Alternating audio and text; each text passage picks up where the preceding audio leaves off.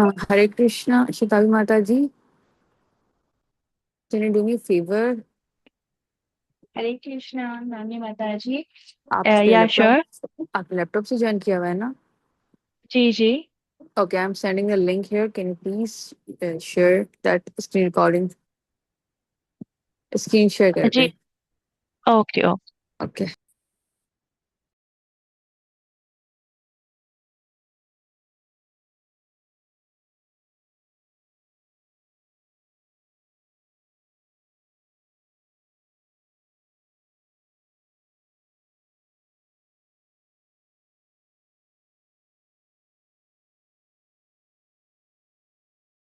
And you have the rights, Shada Mataji. I agree.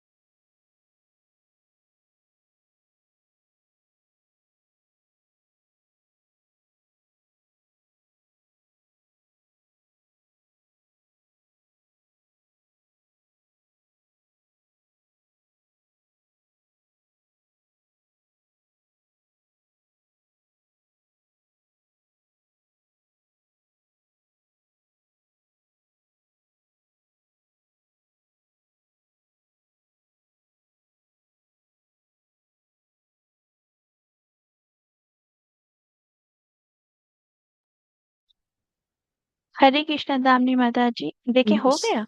हाँ, screen share हो गया और start कर. ओके।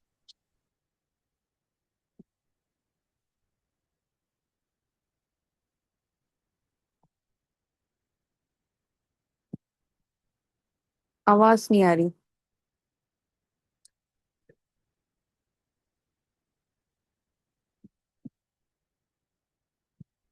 आवाज नहीं आ रही। नहीं नहीं. अच्छा तो अगर मैं ऑडियो ऑन रखूं फिर आएगी या फिर इससे कोई मतलब ताल्लुक नहीं। जब जब आप स्क्रीन शेयर करते हैं उसी टाइम आपको करना पड़ता है.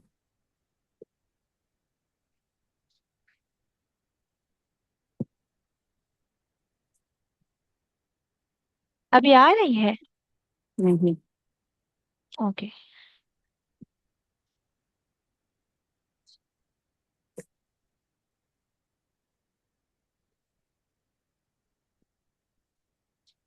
आप मेरी चेक कर.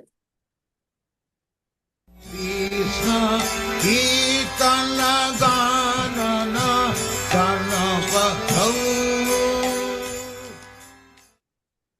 First time I met him was in his room at a lunch that Srila Prabhupada cooked.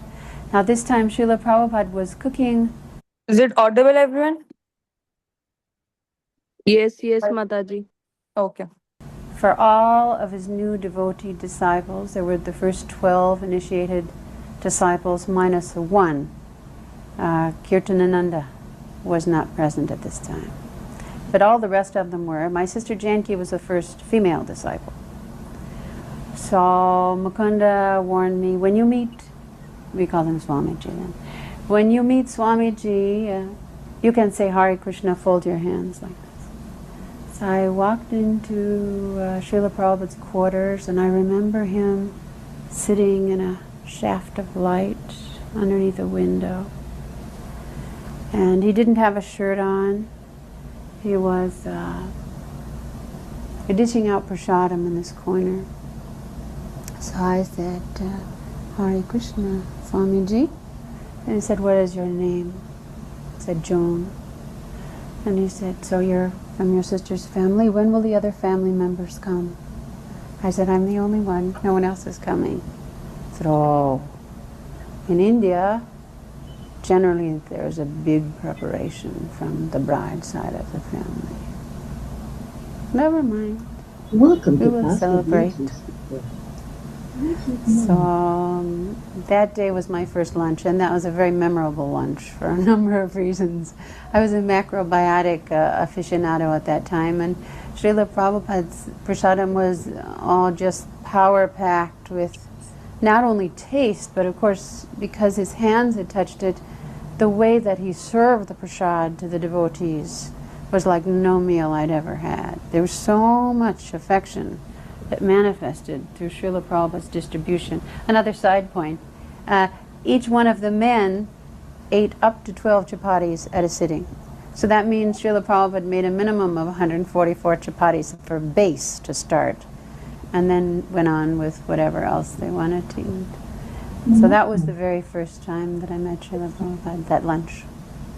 Well, actually in those days, we were so inefficient at everything that we did, and so incapable of knowing the significance of what initiation meant. And I remember that, of course, at our fire yagya for the marriage, we we didn't have enough money to buy butter, so we used margarine. And when Srila Prabhupada tried to start the fire, he picked up a piece of wood and he dipped it in. Beautiful. Prabhupada's hands were magnificent, long fingers like this. He picked it up and held it over the flame, and it went He did it again. Over the fire, no action. So he looked up very grave and said, oh, this marriage will have a very slow start. I was mortified at that. I thought, uh-oh, what have I gotten into now? But yeah, very significant. I suppose at initiation, I do remember very clearly that Srila Prabhupada first gave me the name Kalindi, which is another name of Jamuna. And very quickly, within 10-12 seconds, he said, no, it is Jamuna Devi.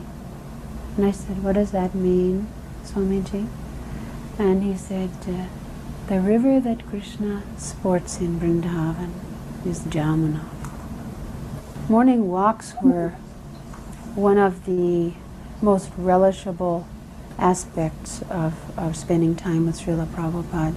Srila Prabhupada gave us access to spend time with him all day and into the night.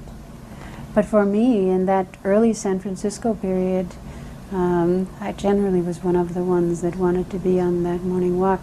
And one of the early devotees and I used to get up at 2 in the morning and go to Golden Gate Park and pick flowers in Rhododendron Dell, make garlands for Srila Prabhupada, and then present them to Srila Prabhupada, go on the morning walk. It was in the park. And they were always very, very special moments for us, to walk next to your spiritual master, to try to chant Hare Krishna as he's chanting Hare Krishna.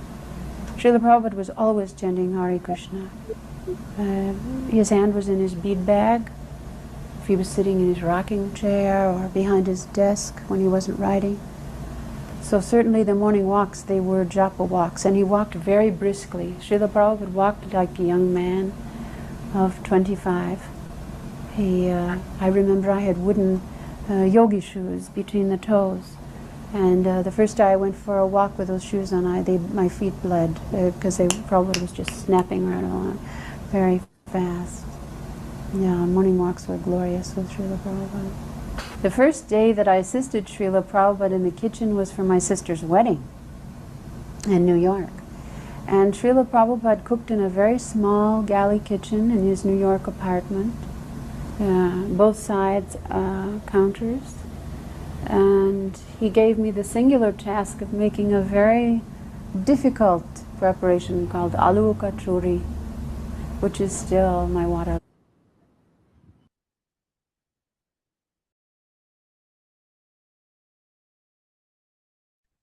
Hare Krishna. Welcome everyone. All glories to her grace, Yamuna Mataji. So these are very wonderful compilations of devotees' reflections and remembrances in your free time. Do try to hear them. It's pure nectar. Okay, let's begin with the invocation prayers.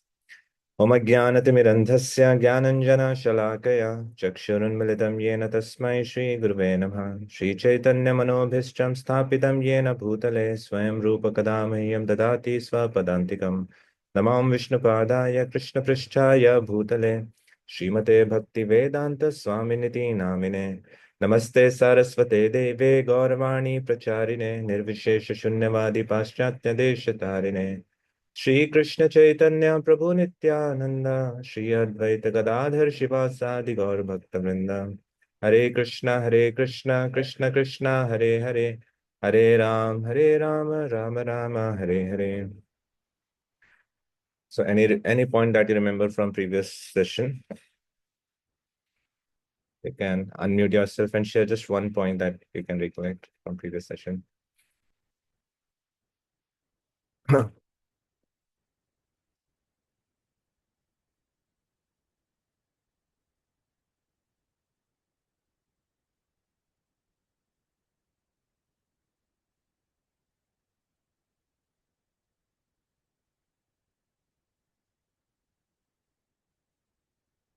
Let's have a quick recap. Any point that you can recall, any one point from our last discussion that you can recall.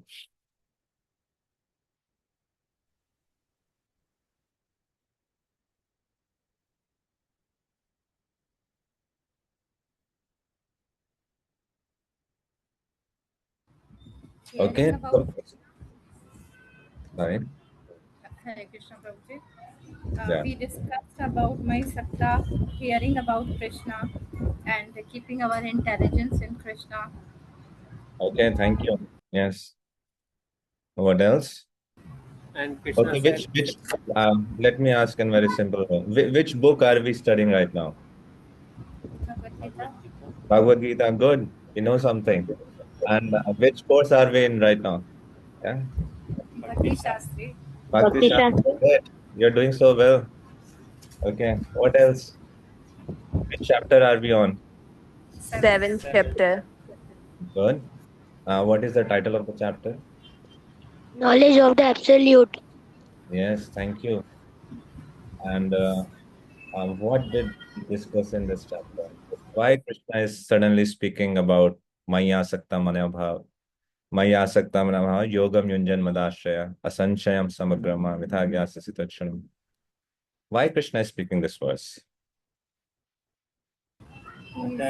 Did you hear from me? Yes. Krishna is actually answering Arjun how he can detach himself and how he can surrender onto him. Okay, but Arjuna did not ask any questions, so how is answering? He's continuing from previous chapters.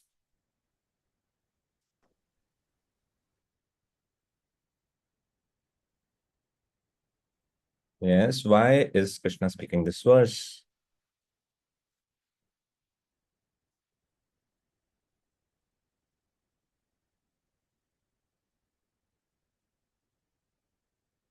Prabhuji, he's telling how to do devotional service. Like our mind is attached in the material world. He tell us how to attach mind in me, in consciousness. Like we do chanting, hearing, bhakting.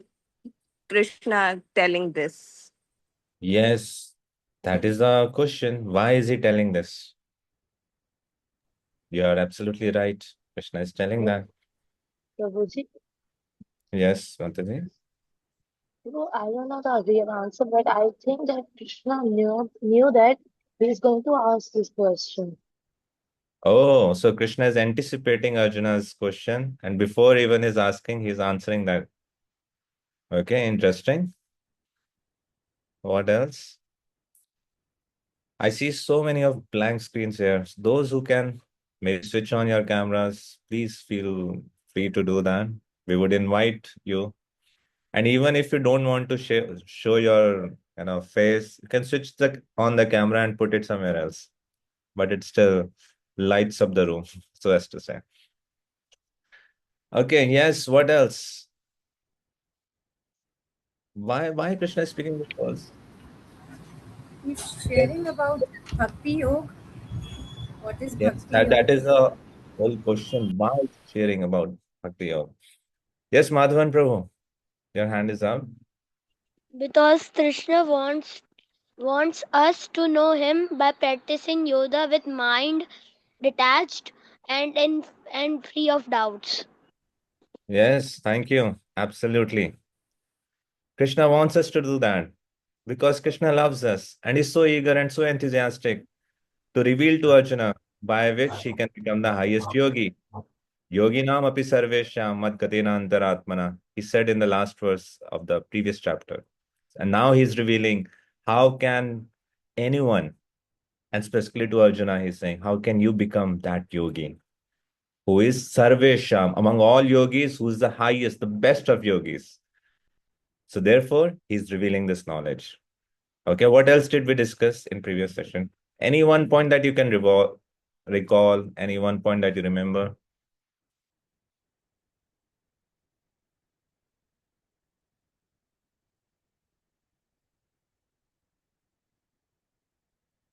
We discussed, is it possible to know Krishna in full? But he's saying here, Samagramma, you will know me in full. So how can we know Krishna in full?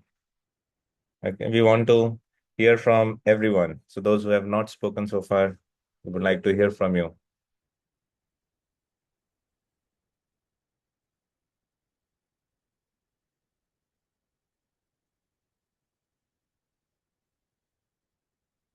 And we also discussed then the next verse, Jnanam Teham Savigyanam. We discussed Gyan and Vigyan.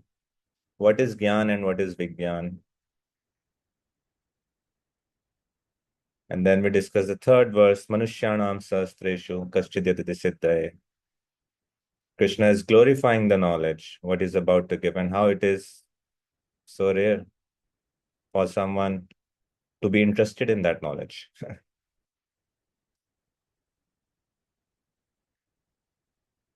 And then verse 4 onwards, he starts speaking that knowledge. What is that knowledge that he starts speaking?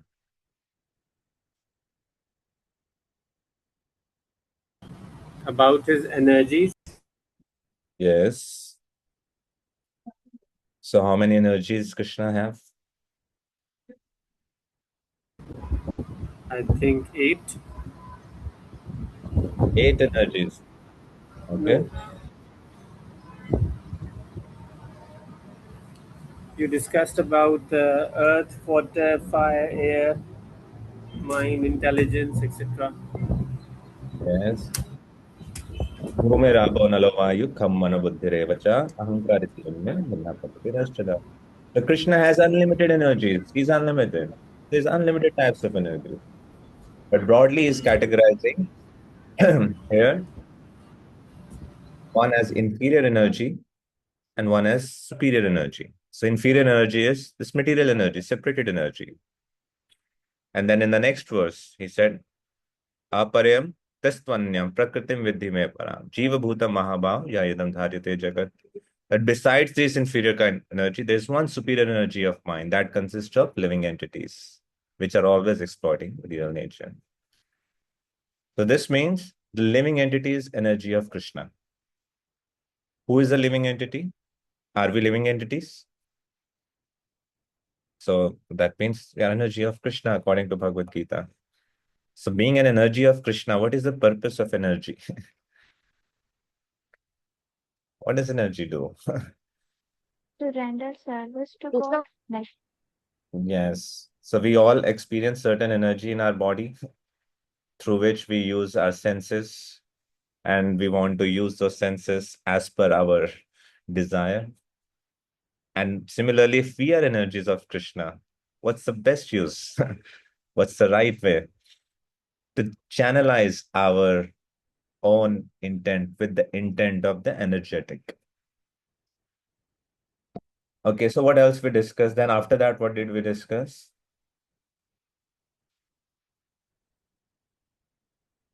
Then Krishna said, Etad yonini bhutani sarvanityupadharaya aham kritsnasya jagataha prabhavaha pralayastata. I am the source of all of these energies. They are living entities, material energy, they are my energy.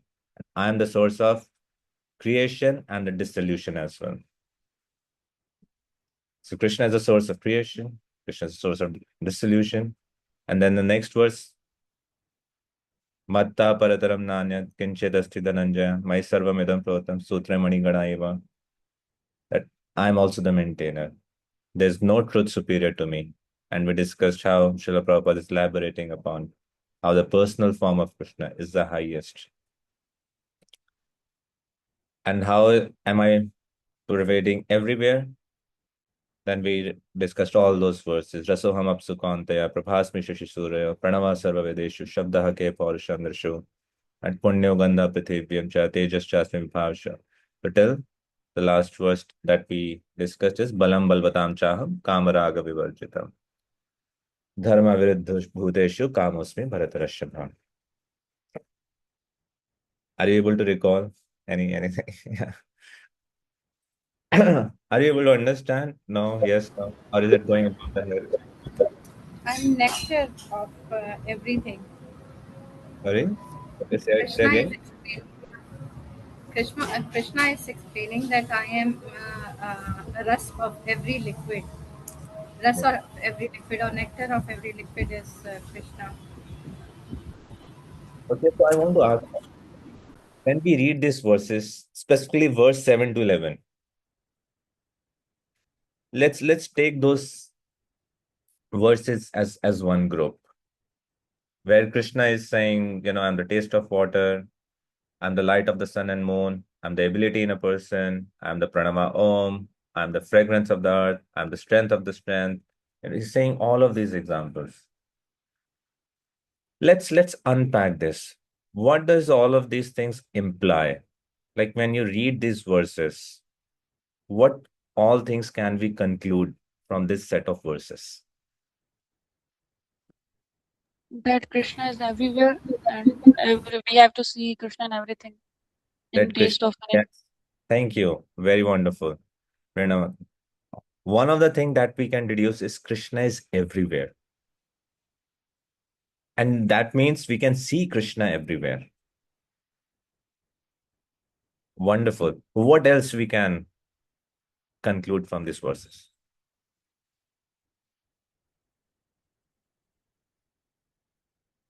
Go ahead. Any thoughts? All Yes. power is coming from Krishna. Okay, yes. All powers are coming from Krishna. As you Krishna mentioned, is source of everything.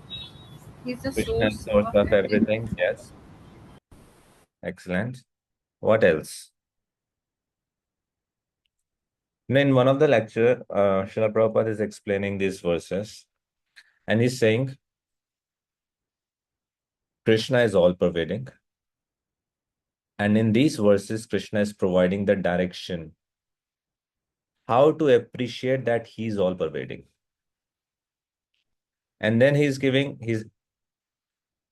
an analogy of a doctor that if you want to be treated, you need to follow the prescription of the doctor. Similarly, Krishna is prescribing how one can see him. And what is his prescription? Meditation. But when we think of meditation, we think we have to sit in the seclusion, in the Padmasana, and we have to chant some. But here, Krishna is giving a very practical meditation. When we meditate on the taste of water, we are meditating on Krishna. When we are meditating on the light of the sun and moon, we are meditating on Krishna. So through these examples, I can see Krishna everywhere. I can always remember Krishna and never forget him. It shows Krishna consciousness is so practical. It is not difficult to see Krishna. If you meditate upon these examples, Srila Prabhupada said, you will gradually see Krishna. Krishna himself is saying, he will be revealed. It is not by your eyes that you can see him. But if you follow the prescription, you will see Krishna 24 hours a day. So it's not that I can concoct something and through that I can see Krishna. No. Krishna can only reveal himself to me. And if I follow the prescription of Krishna, I can see him everywhere. And what is his prescription? That he's giving in these verses. See me in this way. And Srila Prabhupada makes a very interesting point. He said, one can be liberated at home. He's giving the example of gopis. Just by staying at home in our daily life, I can become liberated if I choose to see Krishna in this way, as he's describing.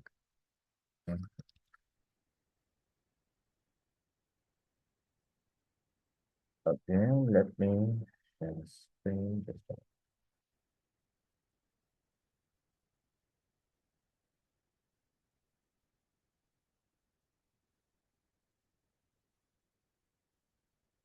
Can someone read? Yes.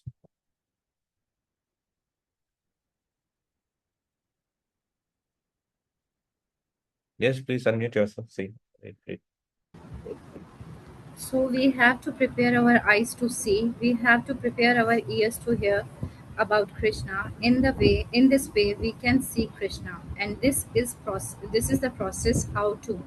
Just like we use our tongue, that is one of our senses. So Krishna says the rasoham apso Konteya, Bhagavad Gita 7.8, everyone drinks water. So if he tastes it, I mean to say, realize, relishing the taste of water. So as soon as he relishes the taste of water, according to the direction of Bhagavad Gita, he can see Krishna.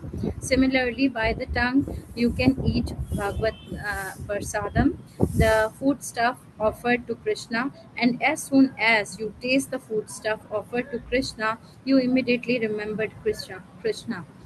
How nicely Krishna has taken his this food stuff. So by the tongue, you can begin simply by eating Krishna Prasadam without reading any Vedic literature, without reading even Bhagavad Gita. If you simply think of Krishna, how nicely Krishna has tasted this food stuff, you become Krishna conscious.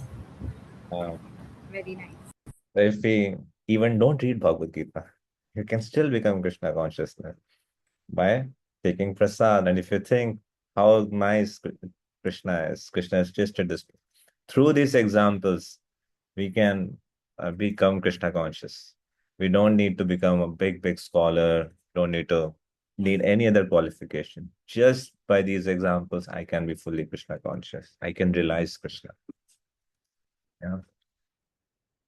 Okay, so how many of you remember that there was one homework given in last session? Can you raise your hand if you remember that there was one homework that was given?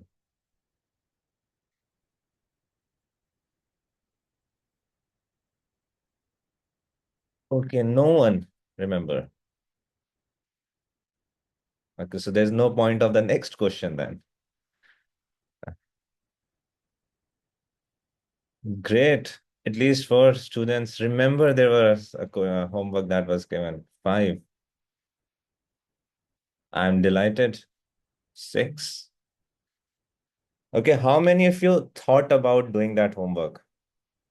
You may not actually do it practically, but this thought came to you that there was a homework and I need to do this. You thought, raise your hands. Let me lower these hands once again.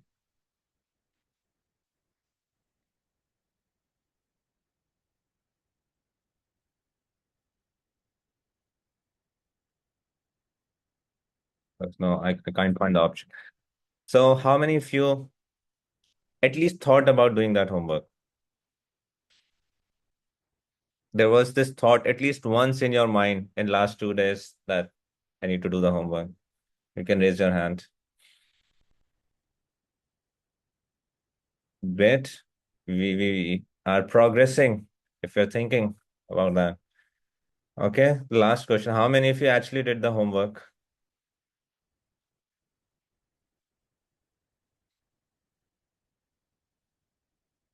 Okay, one, the star of the day. Thank you, Prani Mataji. Okay, what was the homework? Homework is that what are the challenges you face about hearing Krishna? Okay, good. And write it that our mind not in consciousness, like we are chanting but our mind is distracted from so many things, and on that time especially when we are chanting. And laziness, when we are chanting we get so much lazy, like after chanting we want to just sleep like that. And distracted, like feeling bored sometime, that we are doing chanting so many malas like 16, 18, and after some time we feel just we are bored now from this. Yes, these 3 points I write it. Okay, thank you. There was one more homework. There were two things. Very wonderful that you wrote these points. Anyone else remembers what was another homework? Yes, Yes, Prabhuji, you Hansa. requested. Yeah. Hansa Dollar. Yeah. Prabhuji, read the chapter 7. Sorry, say again. Prabhuji, reading chapter 7. Read the chapter 7. Yes, thank you. To read chapter 7. Yes. So Along with how many of you read chapter 7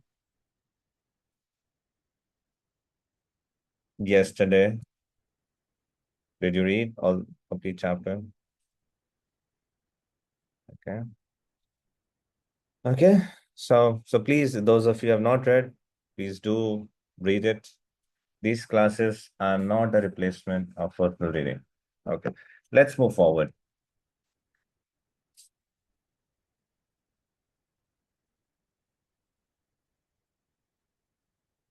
Let me share the screen once again.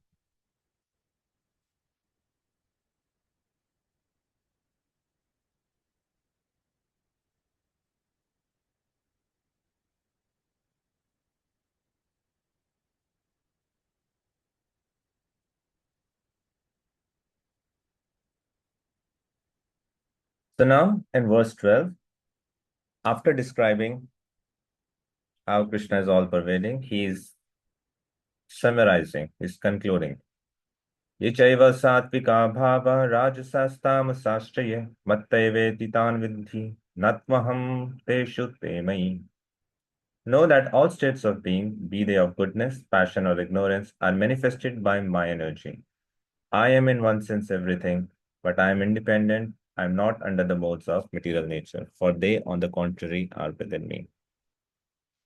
So, after listening to all of these examples, one can ask, Krishna, you said all the good things about you. You are the taste of water, you are the light, you are the pranava. What about other things in this world? Like you mentioned balam balvatam kamarag vivarjitam dharma viruddha bhuteshu kamasmi bharatrash.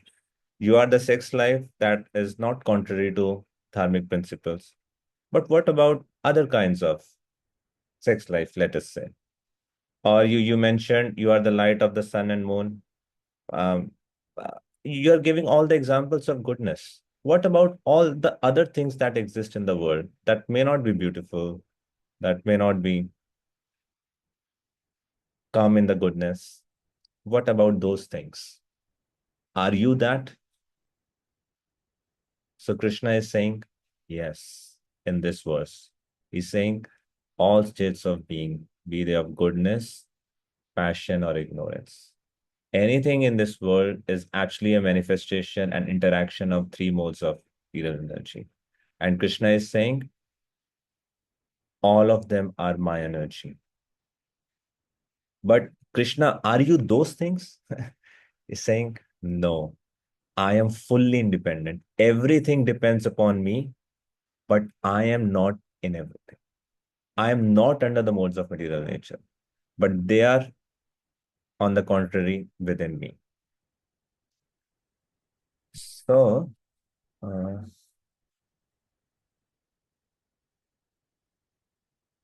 let me know if the screen changes in front of you.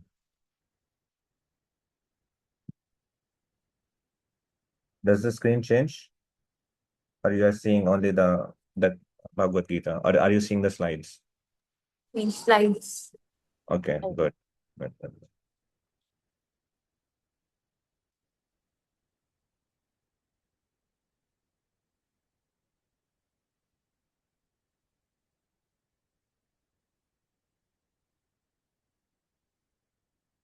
Can someone read this? Someone else can volunteer, please. Those who have not spoken. Yes, Seemal Mataji.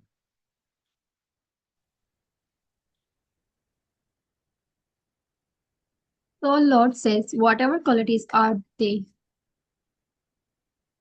either goodness or patience or ignorance, they all are produced from me. They all are produced from me. How is that? Because they are produced from me, therefore they are standing, their position is in me, but I am not there. I am transcendental. So in another sense, even the bad things, evil things which is produced out of ignorance, that is also Krishna. But when it is applied by Krishna, how is it that? Practical example. Now an electrical engineer, he is producing electricity energy. Now you are feeling at your home in the refrigerator. It is cold and in the heater it is hot. But in the original generating station it is electricity. It is neither cold neither hot.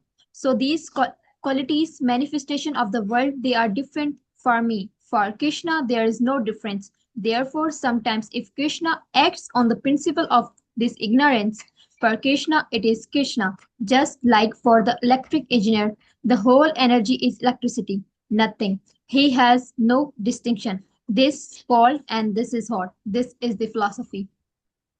Yeah, a very wonderful example. Everything is spiritual. There is nothing material in this world. This distinction of matter and spirit applies to us.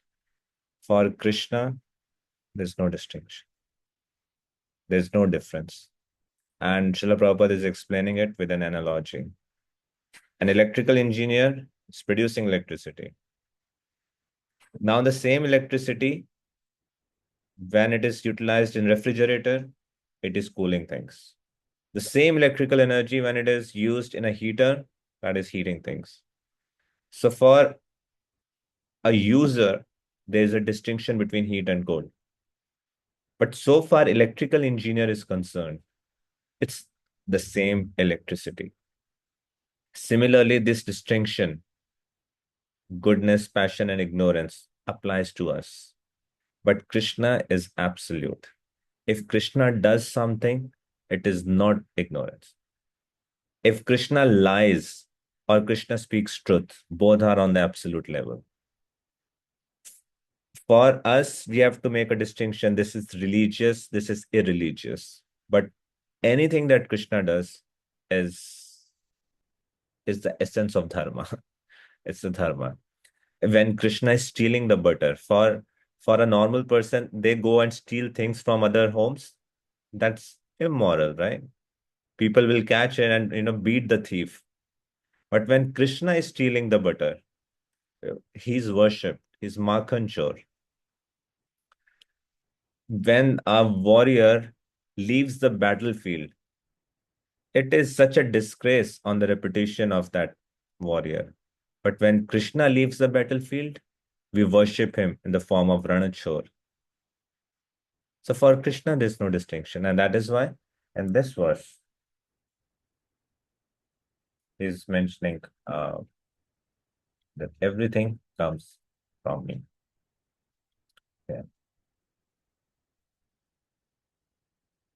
त्रिभिर्गुणमयिर्भावरेभिः सर्वमिदं जगत् मोहितं नाभिजानाति मामेभ्य परमव्ययम्. So, if Krishna is everywhere, he's all pervading. He is the source and he's existing everywhere. Why don't we see him? Why don't everyone see Krishna? We just discussed in the previous verses, he's described how he's maintaining the whole world. But someone can actually ask, why we can't see him. And Krishna is responding to that. Krishna is answering that why everyone cannot see him. Because they are deluded by the three modes. The whole world does not know me, who am above the modes and inexhaustible. And then why everyone uh, doesn't take shelter of him? If Krishna is so great that he's the cause of creation, destruction, and maintenance, why we don't take shelter of Krishna? And he says, because Devi Esha Gunamai Mama Maya Duratyaya Mameva ye prapadyante Maya metam tarantite. The divine energy of mind, consisting of the three modes of material nature, is difficult to overcome. But those who have surrendered unto me can easily cross beyond it. One of the very famous verse quoted by Srila Prabhupada again and again in various places. So let's spend some time on this verse. It's a very important verse, especially for this chapter. The first word is Daivi. Daivi means transcendental. That means this Maya is transcendental. What does this Maya consist of? Gunamayi. It consists of three modes of material nature. So whose energy it is? Mama Maya. Krishna says my energy. So because it is my energy and it consists of three modes of material nature, it is transcendental. It's Duratyaya. Srila Prabhupada is making a point in one of his classes. No one in the history of human civilization has ever overcome the laws of material nature by his or her own efforts. No one has ever overcome the laws of material nature by his or her own efforts. That's why Krishna is saying Duratyaya. It is very difficult to overcome. But is there any hope if it's so difficult? Then I may become so hopeless. No, Krishna says, no, there is a way. What is that way? Mam eva ya prapadyante. If someone surrenders unto me, Mam eva ye prapadyante, surrenders, then what will be the result? Mayam etam tarantite. Then one can overcome this illusory energy.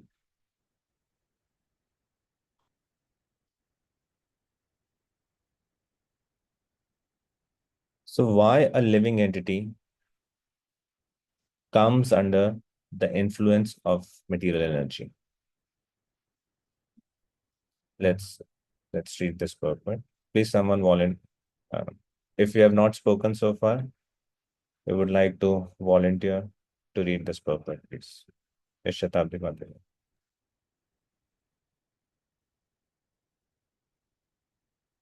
The Supreme Personality of Godhead has innumerable energies, and all these energies are divine. Although the living entities are part of his energies and are therefore divine, due to contact with material energy, their original superior power is covered. Being thus covered by material energy, one can't possibly overcome its influence. As previously stated, both the material and spiritual natures, being emanations from the superior personality of Godhead, are eternal. The living entities belong to the external superior nature of the Lord, but due to contamination by the inferior nature, matter, the illusion is also eternal. The conditioned soul is therefore called Nitya Bada or eternally conditioned. No one can trace out the history of his becoming conditioned at a certain date in material history. Consequently, his release from the clutches of material nature is very difficult, even though that material nature is an inferior energy, because material energy is ultimately conducted by the supreme will, which the living entity can't overcome. Inferior material nature is defined herein as divine nature due to its divine connection and movement by the divine will. Being conducted by divine will, material nature, although inferior, acts so wonderfully in the construction and destruction of the cosmic manifestation. The Vedas confirm this as follows. Mayam tu Prakritam Vidyan Mayam tu Maheswaram. Although Maya illusion is false or temporary, the background of Maya is the supreme magician, the personality of Godhead, who is Maheshwara, the supreme controller. Another meaning of the guna is rope. It is to be understood that the conditioned soul is tightly tied by the ropes of illusion. A man bound by the hands and feet can't free himself.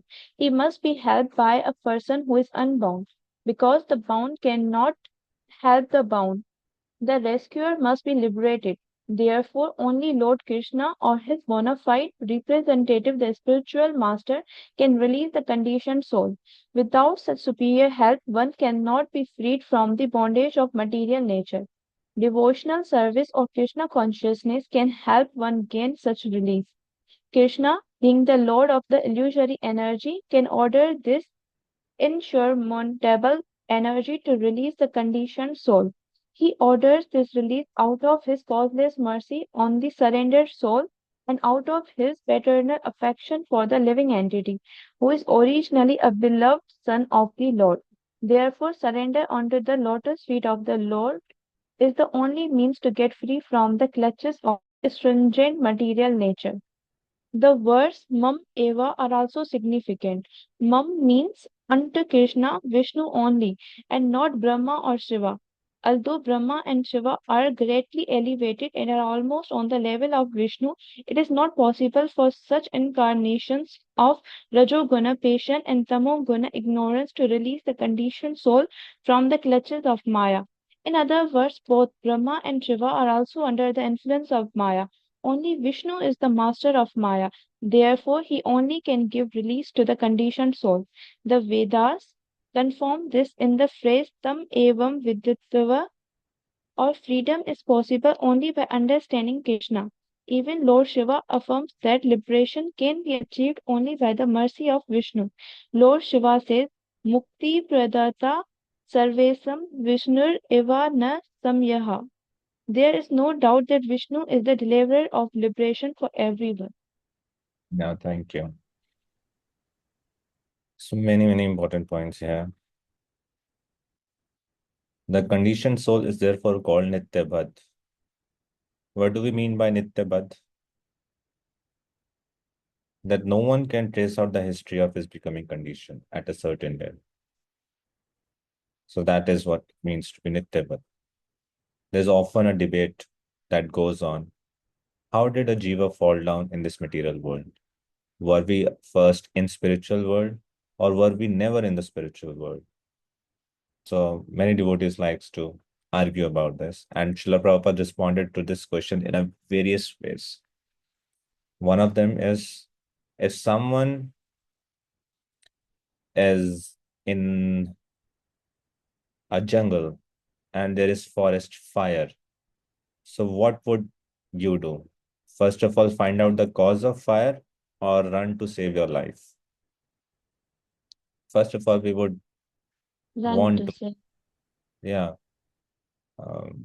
come out of the fire, and then we can think and discuss about what caused the fire.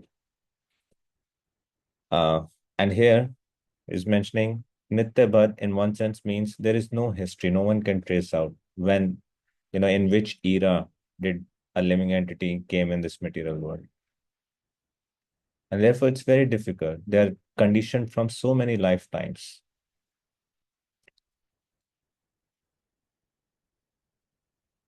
So even these modes of nature, it is defined here as divine nature due to its divine connection and movement by the divine will.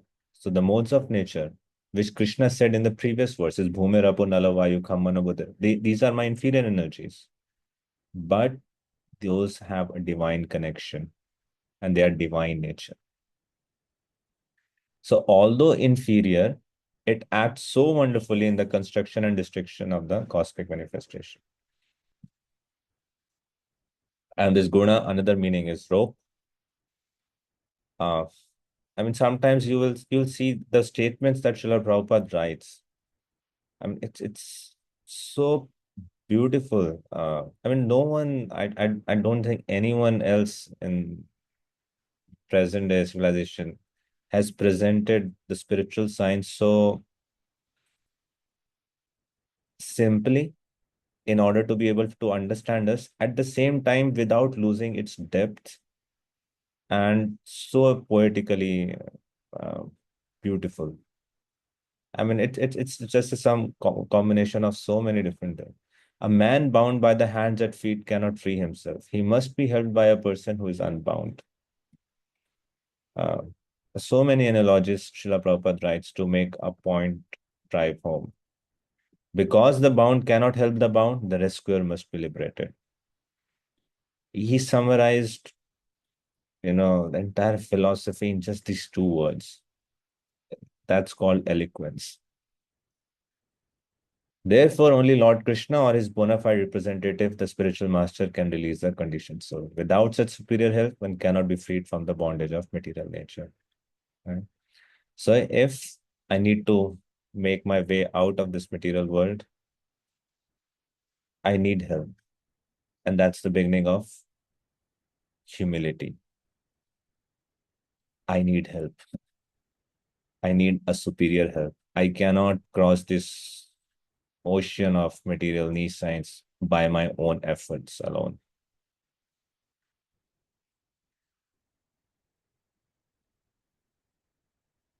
Srila Prabhupada explains this verse in many, many different ways. In one of the lectures, Srila Prabhupada is mentioning how everyone, how every problem that we try to solve materially leads to another problem. And he gives various examples. Can you think of any modern day problem and our attempt for its solution, but which led to another problem? Can you think of any such problem?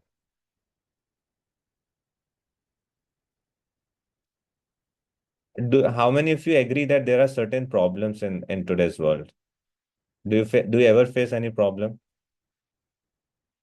Or in society, do you see any problems? And can you think of attempted solution to solve that problem, which has led to another different kind of problem? Okay, Netik, Prabhu? Hare Krishna. Prabhu, I think scientists who have made the cars for our so-called facility, and it creates air pollution and also our weakness because we do not walk because of Yeah, cars. Because we have cars, why do we walk? We'll go on cars. yeah, thank you. Wonderful example. Uh, we wanted to invent cars, but to invent cars, so many other problems. You need petrol to run the car. And is anything happening over petrol these days? So many wars are being fought just to control petrol so that you can drive your car. Then we need roads. Uh, we wanted to have a smoother farming, so we invented tractor. So we built tractor. Then what to do with the bulls? Okay, we will kill all the bulls and lead to all the sinful reaction. And then for tractor, what we will need to do? We need to manufacture them. Then therefore we'll set up industries, factories. When we set up industries and factories, what happens? Pollution happens. Air pollution, water pollution, noise pollution. And then I mean, okay, there were many hands up. Other examples? There's a problem, a solution to that problem led to another problem. Yes, Prerna Madhuri? Prabhuji, like if we have fever, we take medicines, but these medicines have a side effect and they will cause another problem. And for that, we will take some more medicine and then the process continues up to death. Okay. But one can say there are many medicines which may not have side effects. But yes, there are definitely medicines which have side effects. And yes, we try to solve one disease, we take medicine. Due to that medicine, we end up having another disease. Okay, Bhisham, Prabhu, and Nilamatre.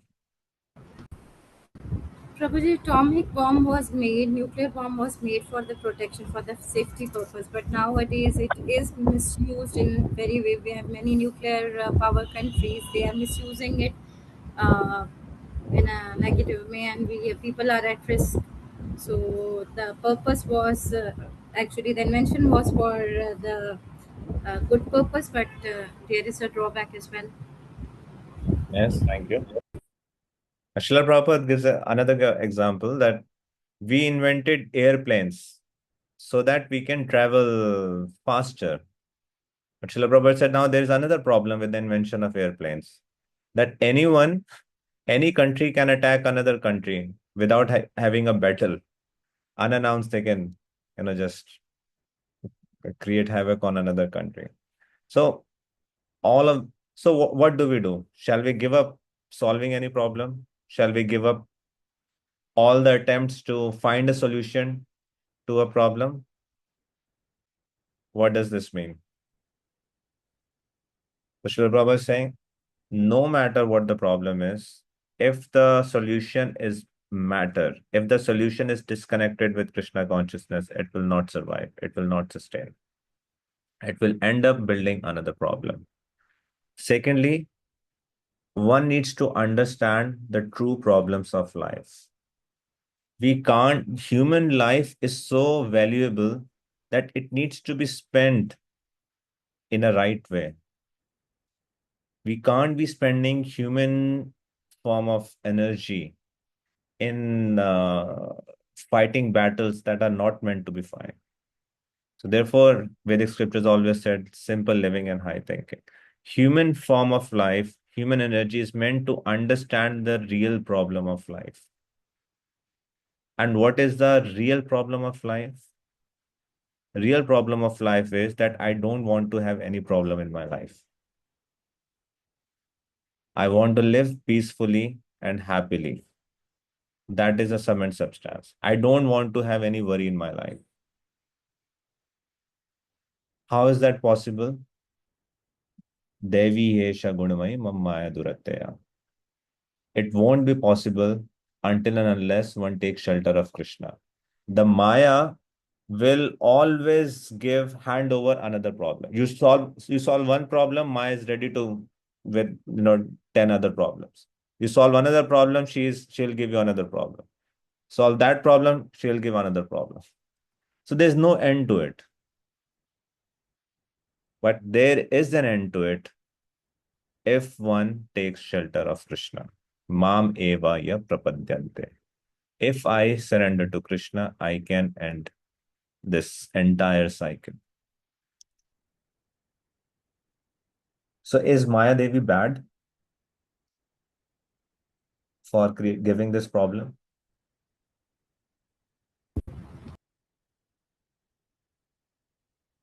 Is Maya is evil? Why is she troubling me so much? Is she a bad person? How can she be bad? Krishna says, Mama Maya is my energy. Srila Prabhupada gives an example of police department. Is police department bad? If someone says police department is bad, that means one is a criminal. Only a criminal is afraid of the police department, right? If I think Maya is bad, that means I'm not surrendered to Krishna. If I'm surrendered to Krishna, this is Krishna's energy. I don't have to worry, right?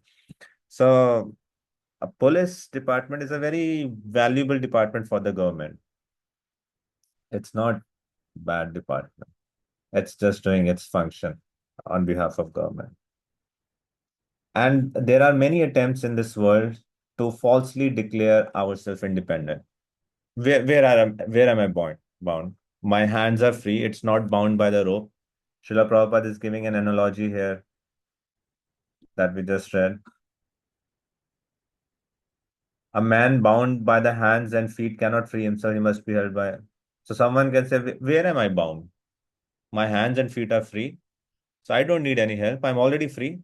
We are a free nation. So do you think we are bound? How are we bound?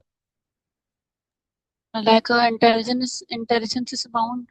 Like we are thinking we belong to that state, we are belong to this thing, and that's the problem. Okay.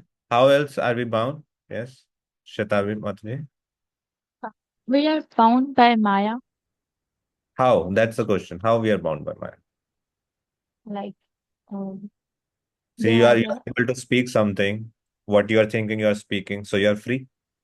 How are you bound by Maya? by most of material nature expectation and ignorance. Okay. Interesting. How do you think we are bound by Maya?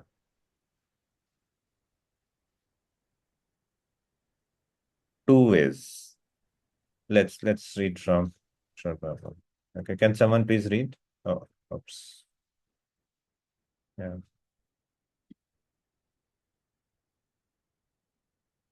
Yes, Naitik Prabhu. Yeah. This Maya has got two kinds of influence, Prakshepatmika, Avaranamika. Avaranamika means we are already covered by the illusion. Although we are suffering in every step, we are thinking that we are happy. Just the day before yesterday, the lady she said that oh the temperature was so high that I could not tolerate it. I could not. The next moment she said, "Oh, I don't feel any unhappiness." That is called Prakshepatmika. So we are bound in two ways. One, through the Prakshepatmika influence. That I'm suffering in this world, but I think I'm happy. I'm about to become old. I get diseases. Um, uh, there is heat, cold.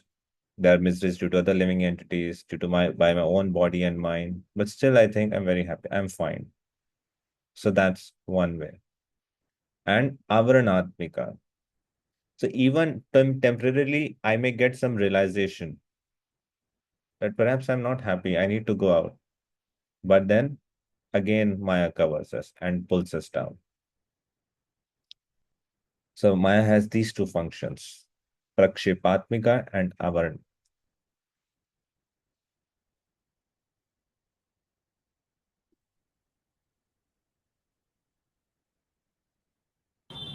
Hare Krishna Prabhuji. Right. You elaborate these two terms. You explain them further by giving examples. Right. Prakshepatmika and Avaranatmika. Avaranatmika means we are already covered by the illusion. So Avaran matlab covering. So every living entity is of the nature Sat Chit and Anand. Chit means knowledge. But by the influence of Avaranatmika, the Maya covers the knowledge of the living entity. Srila Prabhupada gives a story in this regard how Indra was once cursed to become a hog. And what does hog do? They eat stool. They are usually in a very filthy place and they have their own family. So the post of Indra was empty in the heavenly planets. And it was decided, okay, Brahma decided, let's call the Indra back. And went to Indra, which was now in the body of hog. So Brahma said, what are you doing here? Your throne is empty in the heavenly planets. Please come. Do you know what did hog reply or the Indra in the body of hog reply? It says, I'm very happy. What heavenly planets? What throne? I have my family here. So the hog is thinking it is very happy eating stool and living in a sewer. That is called avaranatmika. Maya has covered its energy. Eating stool is the most abominable thing. But to the hog, it's the happiest thing because its consciousness is covered. A tree cannot to stand at one place and not able to move. It is so painful. If someone's mobility is taken, it's so painful. But the trees remain stand there. How the tree is able to do that? That in the all scorching sunshine, in the rain, tree standing. Avaranatmika. Maya has covered its consciousness, awareness. Similarly, I may be diseased. I'm about to die. There are disease, there is old age, there is death. Then there are other influences from the nature, sometimes earthquakes, sometimes floods, sometimes light is not there. So many things are there, but I think I'm fine. I'll never die. Everyone is dying, but death will not come to me. So that is Avarnatmika. And Prakshipatmika,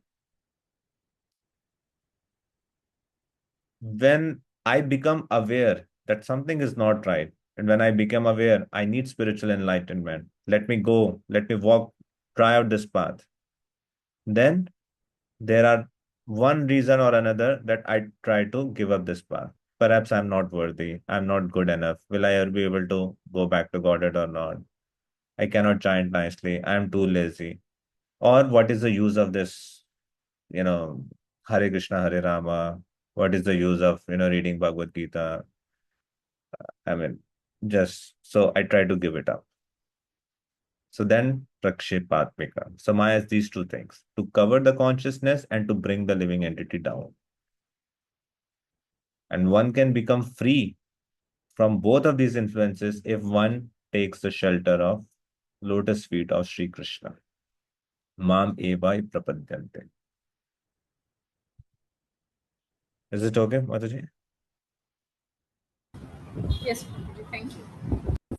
For example, I'm chanting japa every day, but I have beads in my one hand and a mobile phone in another hand.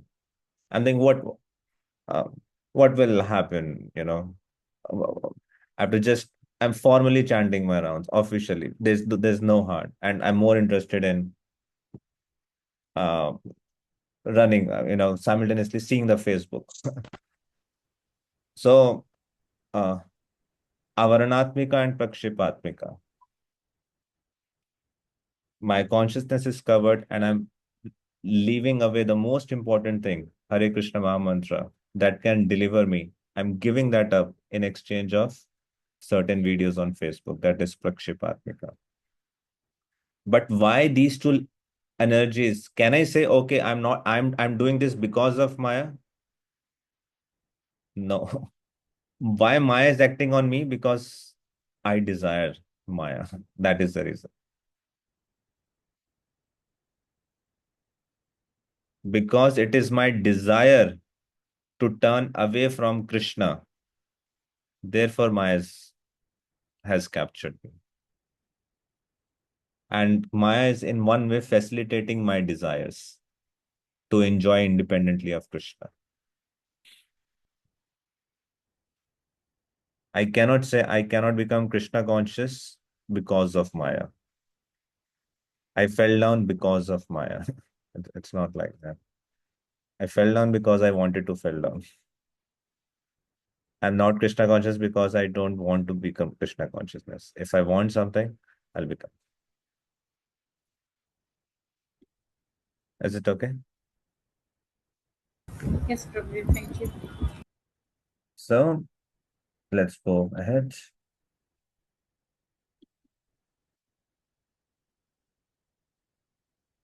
So, oh,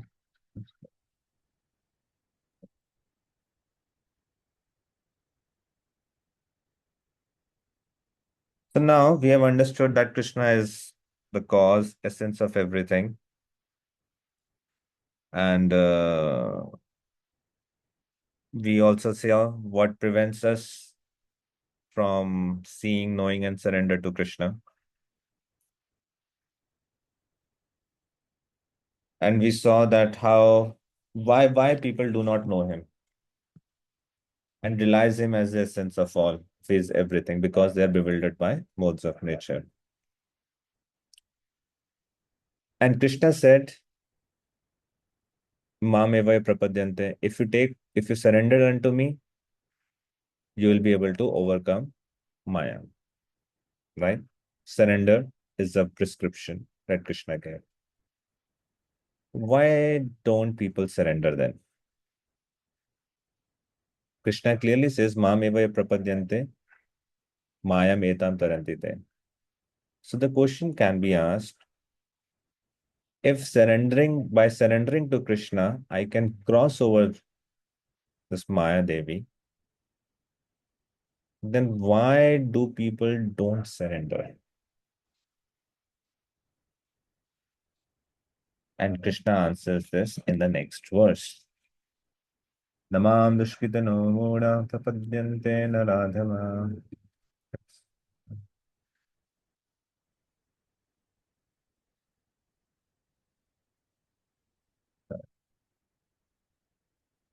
Yeah, okay. Namam dushkitano moda prapadyante naradhama mayaya prityana suram bhavam ashrita. So they don't surrender because there are, he explains 4 category of people who doesn't surrender unto me. What are those categories? Namam dushkritino. Someone who is dushkritina. Kriti means merit. Dushkriti means without any merit. Which Srila Prabhupada translates as miscreants. So Moodha, Prapadyante Naradhama. So Moodha, Naradhama, Maya Prityana, and Asuram Bhavam Ashrita. So these 4 categories of people don't surrender unto me. If these 4 categories of people don't surrender unto you, Krishna, what are, like, who surrenders unto you then? Then he shares in the next verse. Chaturvidha bhajante mam jana sukritina arjuna artha jigyasur artharti jnani cha bharatarashava. There are 4 kinds of pious men began to render devotional service unto me: the distressed, the desirer of wealth, the inquisitive, and he who is searching for knowledge of the absolute. So 4 categories of people who don't surrender to Krishna, and 4 categories of people who surrender to Krishna. Okay. And Srila Prabhupada gives such a beautiful purport. And is every purport is so beautiful. So his verse 15. Do you have your Bhakti Shastri booklets, handbooks with you? I believe it's a diagram is mentioned in your student handbook. Can you check? 4 categories of people who don't surrender and 4 categories of people who surrender.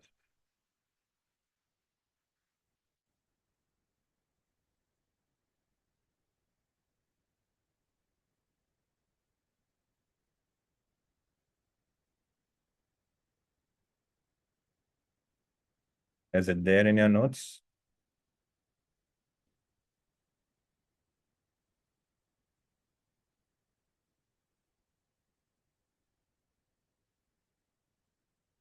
Is it there?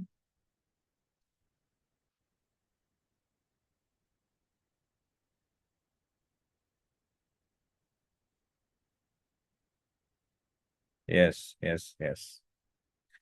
Okay, so what we will do right now, I'll divide you in groups of 4.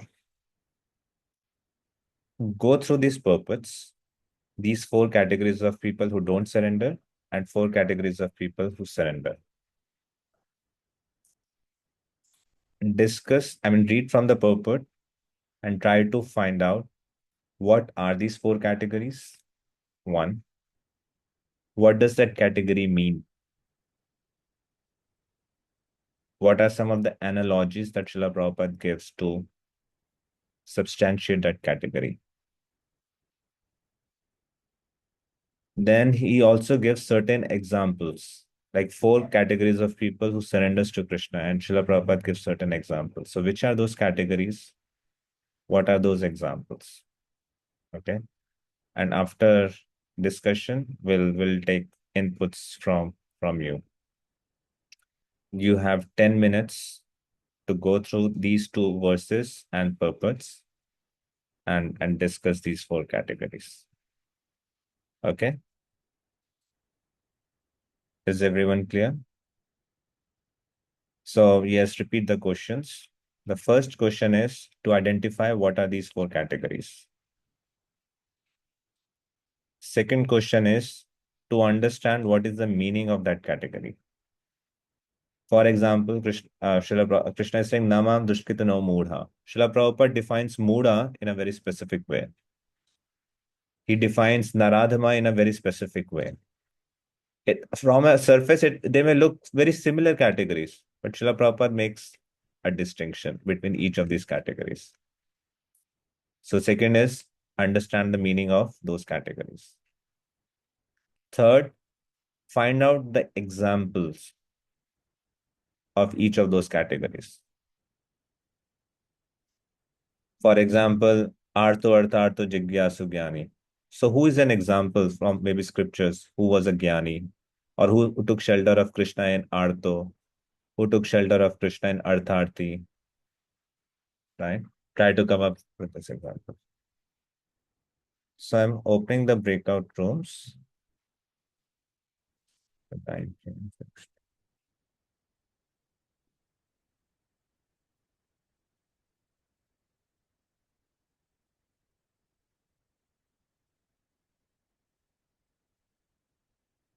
So please join those rooms.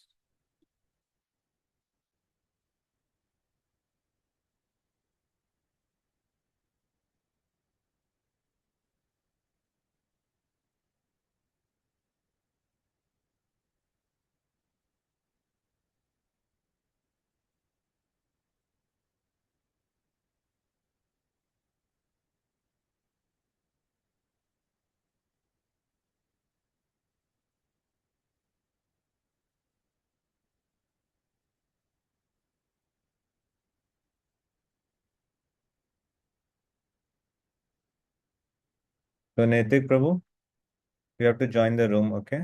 You must have received a notification. Anand, Prabhu, I'm unable to join any group, so I just only go for the volunteering. Cannot participate in any group. wait. Then let me appoint you one room. You're doing Bhakti Shastri or you're just like Just for for yeah, just facility. I'm not doing Bhakti Shastri. I'm done. then Okay.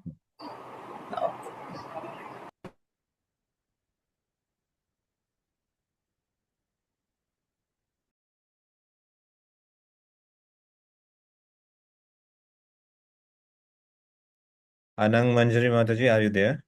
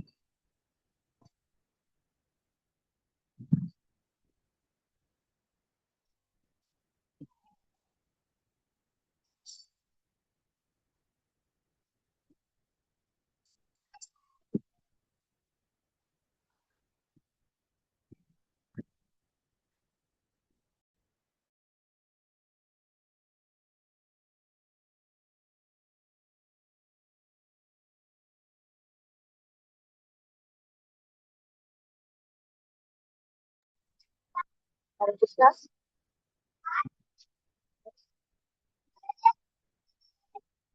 हरे कृष्णा जय प्रभु आवाज आ रही है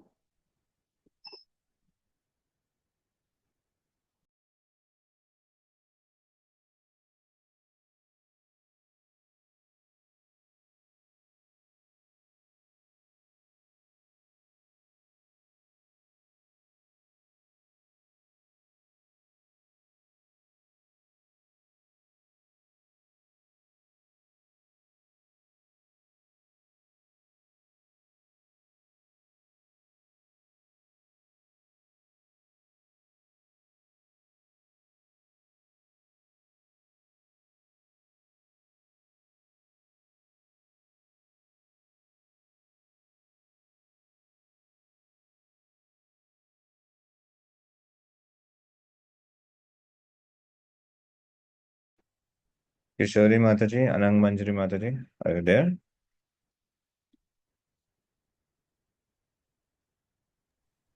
हरे Krishna yes Prabhu ji I'm here Prabhu ji my network is not working properly Mhm. So you must have received a notification. You can join that room if possible. yes yes sure Prabhu can you send me again Sorry, say again. Prabhu can you send me again that Yes, room yes.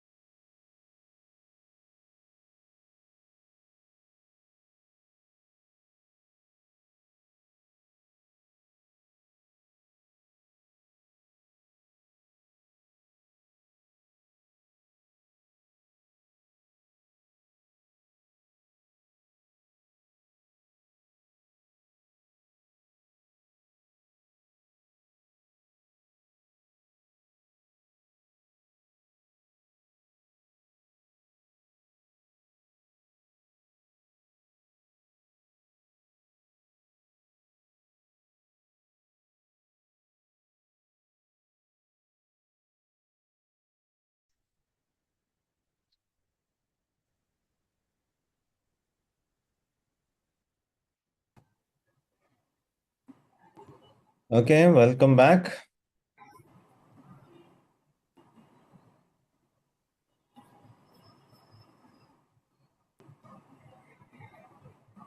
So, what's the first category of Dushkritina? Damn. Yeah. Yes, Prerna Mataji. The Muras, Yes, the Mudas. Who are Mudas? the grossly foolish, and here the analogy was the beast of burden is as like a person who are working for fruitive work, and they are doing like they have burdenized their own work onto them, and they're all doing that, and they are not surrendering to Lord. Yes, thank you. Wonderful. What else? Who are Mudas and what are their symptoms?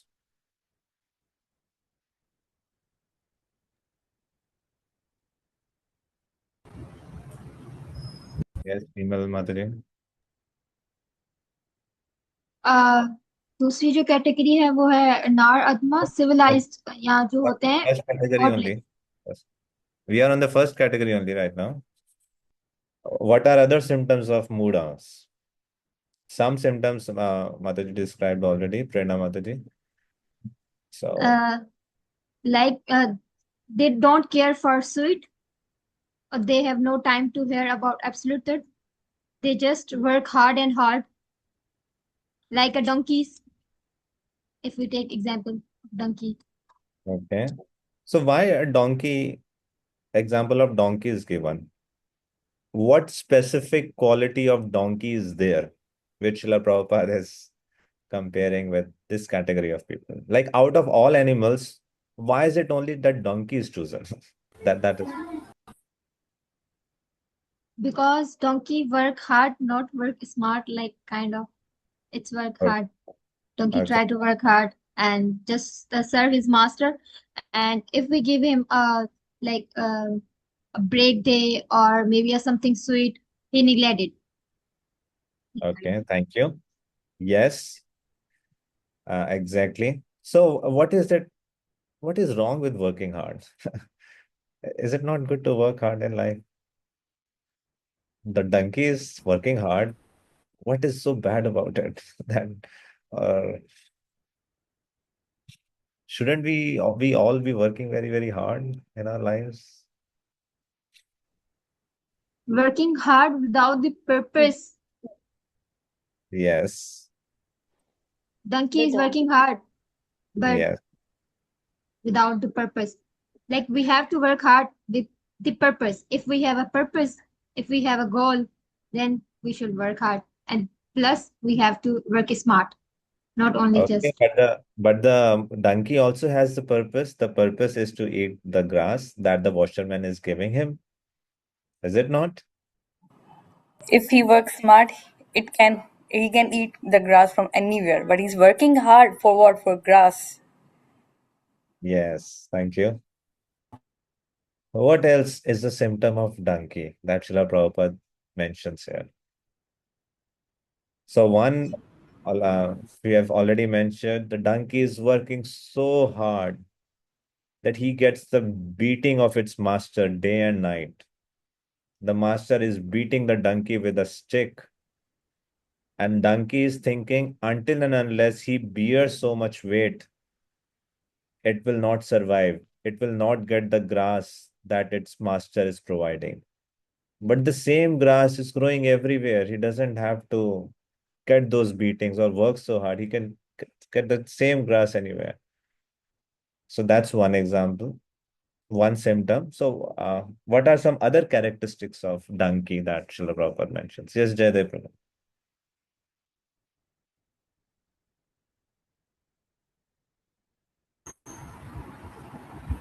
Hare Krishna, Prabhu. Prabhu, as you said, like Srila Prabhupada is saying, unfortunately, they never surrendered unto Supreme Master of all, nor they do take him to hear of him for proper source. The swine who eat the night soil do not care for except sweet meats made of sugar and ghee. Similarly, the foolish worker will untrainingly continue to hear the sense enjoyable tidings of flickering mundane world, but will have very little time to hear about the internal living force that move the material world. Yes, thank you. So there are various Mudhas, Yes, yes, continue. sorry, Prabhu. Prabhu, as Mataji said, they won't hear about the absolute truth. Yeah. So the donkeys have a very peculiar characteristic. So one, it is working very hard just to get a few bundles of grass. Second, the donkey's happiness is going to the she donkey for mating. And the she donkey kicks the donkey when it approaches for a union. So it repeatedly gets kicked by the opposite gender. So that's the other characteristic then. So any materialist who's working so hard just to get his life and just to get few morsels of grains, and their other pleasure is sex life, but they are repeatedly kicked and defeated even for that pleasure. The third thing, characteristic that Srila Prabhupada mentioned, sometimes the donkey makes a lot of sound. Have you heard donkey sound?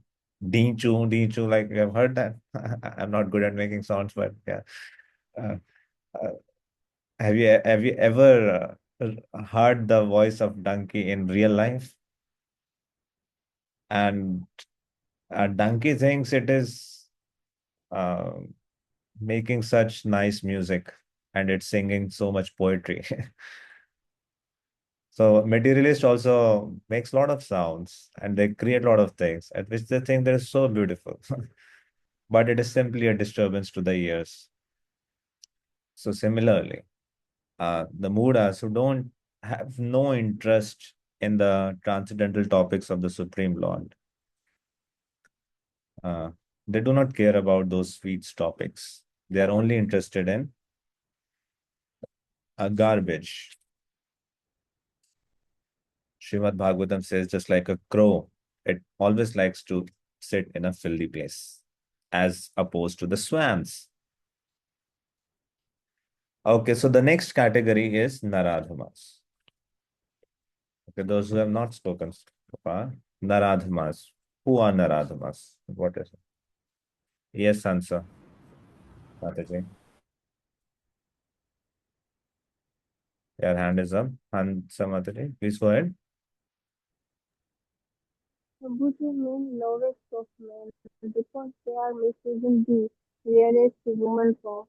Instead of surrendering the Krishna, they waste sinful actions. Okay. Yes, what else? Who are Naradhamas and why they are called Naradhamas? Yes, Netik Prabhu.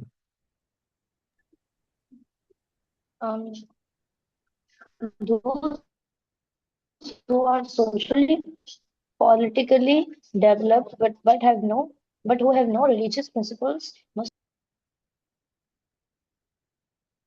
Yes, yes. So Srila Prabhupada gives three categories in this of human species.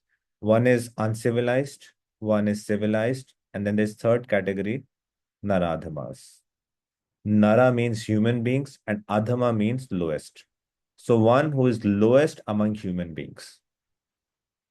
They are not civilized. They are not even uncivilized.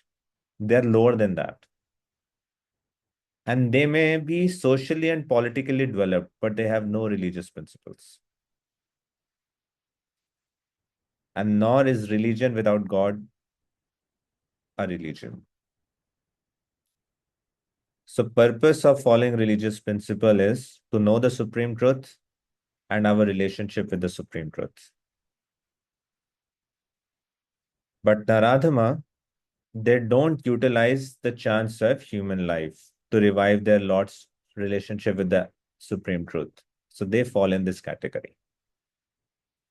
This human form of life is specifically meant to revive our relationship with Krishna. So anyone who is not utilizing their energy in that way, they are put into this categories. Nara Adham. And Srila Prabhu, Prabhupada mentions that almost 99% of population they fall in this category.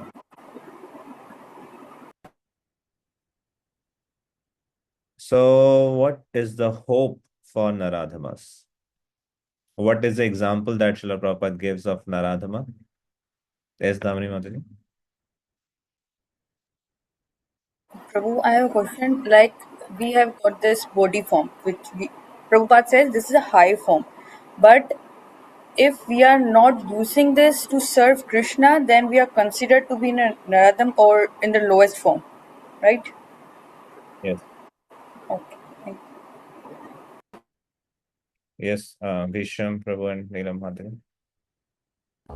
Jagai and Madhai Prabhuji, because Yes. Jagai and Madhai, they both got the chance from Nityanand Prabhu to chant the name of, chant the holy name, but they refused. So they were in the human form, but because of, you can say, they were no, you can say coming or belonging to the lowest category. They were actually under the control of, you can say, they were drinking or they were addicted to wine, so their senses were all controlled. So we can say Jagai and Madhai example. Yes, thank you. Jagai and Madai. The hope for them was the mercy of Nityanand Prabhu. So the hope for any Naradhama is the mercy of Vaishnavas, mercy of devotees. Through them, they can be delivered.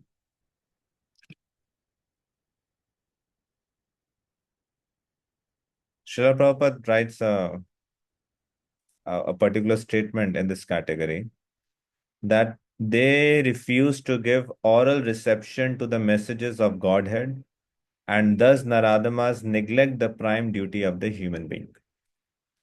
So the prime duty of the human being is to give oral reception. I mean, this word is so beautiful, oral reception. Just like you receive guests at home. So reception, how do we receive something? So orally, through our ears, we are receiving the messages of Godhead. So someone who's not doing that, doing this is the prime duty of human life, to give oral reception to the messages of Godhead. I mean, such English, Srila Prabhupada, right? And the third category is Maya Frit Jnana. What about this category? Who falls under this category? Knowledge is stolen by illusory energy, illusion. Yeah. Yes, absolutely. So who falls into whose knowledge is stolen by illusory energy? What is the symptom that one's knowledge has been stolen by illusory energy? Like scientists, they are very scarred in the materialistic knowledge, but they have no knowledge about the absolute truth or spiritual knowledge. Okay, so can we say all scientists are like that? No, No, Prabhu. Which scientists specifically? only those who use their knowledge only for the poetry. Like they say, Bhagavad Gita is useless. Matlab, there is no great knowledge. They use their knowledge only for the poetry, philosophy, materialistic knowledge. Okay, so uh, amazing. Scientists are writing poetry. Yes. And like the so-called scholars who didn't accept the existence of God, they think that Krishna is only a normal human being who is giving just a philosophy like they are doing. So they didn't accept Krishna as Lord. To for example. Yes. So whose knowledge is stolen by illusory energy. The symptom is they will have a very wonderful titles.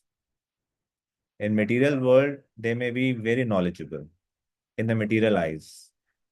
They may have the degrees of bachelors, masters, doctors, and they may be very well reputed in the society. They may be the writers, poets, philosophers, scientists, doctors. I mean, very reputed. But if they are misguided and they disobey the Supreme Lord, they do not surrender unto the Supreme Lord. They do not identify that there is a Supreme Controller who is controlling this universe, that there are certain laws, and who do not recognize the purpose of human life. So they fall into this category. So they are knowledgeable. They have certain knowledge of their own fields and subject, but their essence of that knowledge, the knowledge is meant to know the Supreme Lord. So the essence of that knowledge has been taken away by illusory energy. And is that whatever remains is only hollow. That is not taking up to Krishna. That kind of knowledge is preventing someone to surrender to Krishna.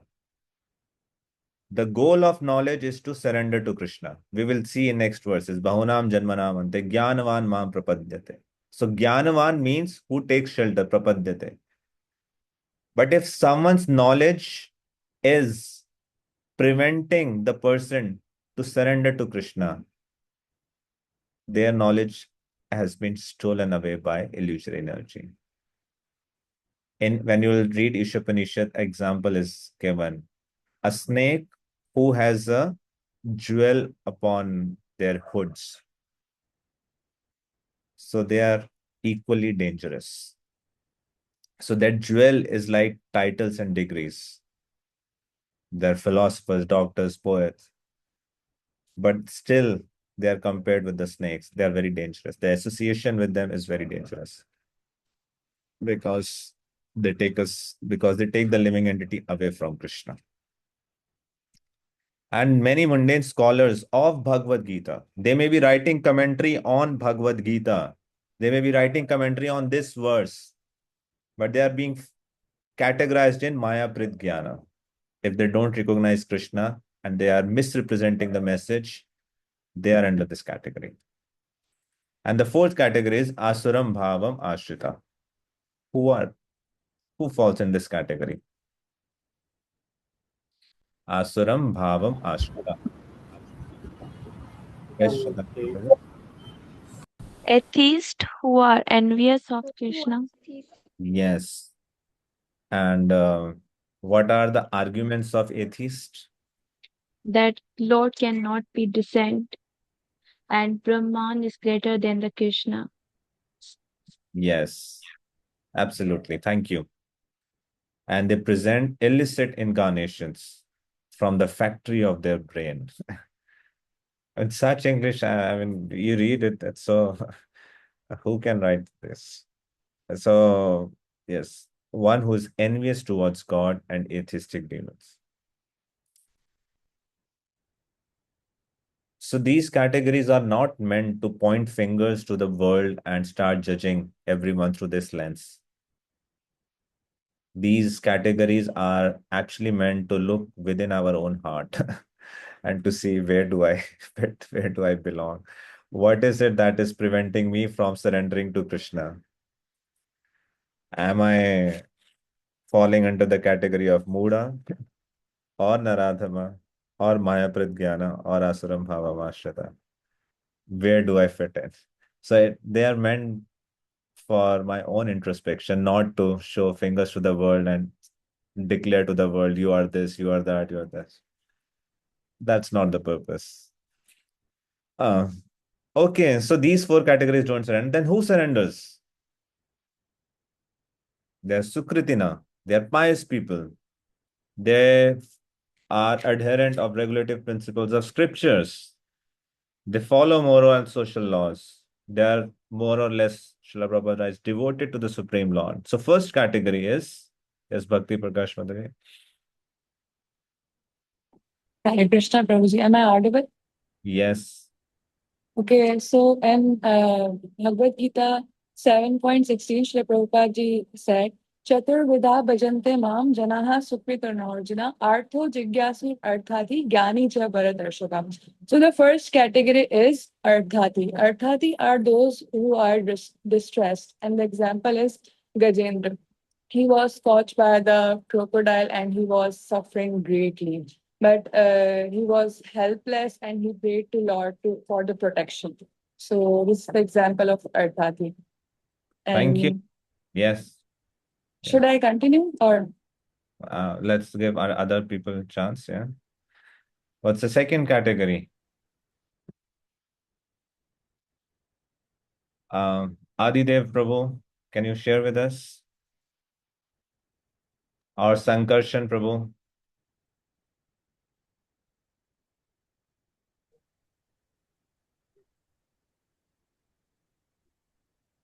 What's the second category of people who surrender unto the Supreme Lord?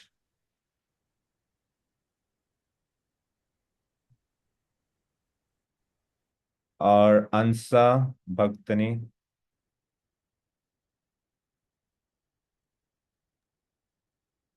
Kancham Which is Devi? second category? Sorry,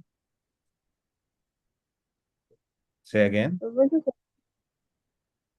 second category is the Arthat, one who seeks knowledge, those who worship the Lord to gain material possessions, like Dhruva Maharaj, who initially performed to acquire a kingdom, but ultimately came to Okay, thank you. Yes.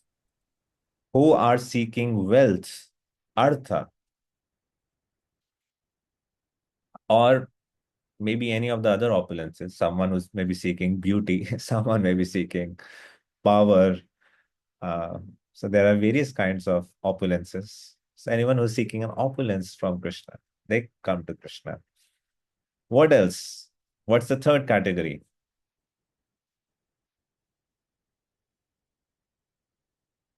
Yes, Damini Matri. The one who wants to know me. Yes. And what is it called? Yes. What does Krishna says? Who are these people called? What's the Sanskrit term? Jigyansu. Jigyansu. Yes, Jigyasu. Jigyansu. Okay. One who is inquisitive. Yes. Yes, Netik Prabhu, fourth category. Fourth is Jnani, and Krishna says the most beloved from all of them are the Jnanis to him. Yes. So, Artha, distressed. Artha. So there's a difference. Artha and Artha. Artha means one who needs wealth. Artha means one who is in distress. The third category is Jigyasu, and fourth category is Jnani. So, is it pure devotional service or mixed devotional service? We'll discuss that more in Nectar of Devotion unit. But yes, Srila Prabhupada mentions that these are not pure devotees because they have an agenda. They're not surrendering, taking care. But because they are approaching Krishna, they are Sukritina. No matter what the, even I may be distressed, I may need wealth, I may be just inquisitive, or I may be knowledge. But I'm taking shelter of Krishna. Only a person Sukritina will take shelter of Krishna. See, there may be many people who needs wealth. Not everyone will come to Krishna. There may be many people who are in distress. Not everyone will come to Krishna. Only a Sukritina will come to Krishna. And what is Sukritina? What is Sukriti? Not all Sukritis make one turn to Krishna. Vishwanath Chakravarti Thakur explains, Bhaktin Unmukha Sukriti. There are certain Sukriti which takes us towards devotional service. That is in relation to bhakti. See, if someone is putting a lot of trees and they're doing some sort of merit work, they are digging well, they are distributing food, can that kind of merit activity take me to Krishna? No. He analyzes that in detail, that only bhakti can lead to bhakti. There is no cause of bhakti other than bhakti. So any merit activity that is in relation to devotional service can make someone turn to Krishna, not otherwise. Anyway, all of these things you'll discuss in detail in Nectar of Devotion. So, for example, um, you're taking out Sankirtan on roads, or Jagannath Rath Yatra is going on, and a devotee says, "Oh, can you help me put up this carton from this place to this place?" Any ongoer, and he says, "Okay, I'll help." So any help that is done in relation with Krishna or devotional service or devotees, that kind of sukriti will create attraction to Krishna and will make one lead to Krishna. So this is very special kind of sukriti.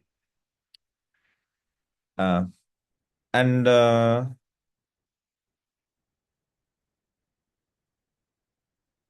So what is the hope for Dushkritini, Dushkrita miscreants?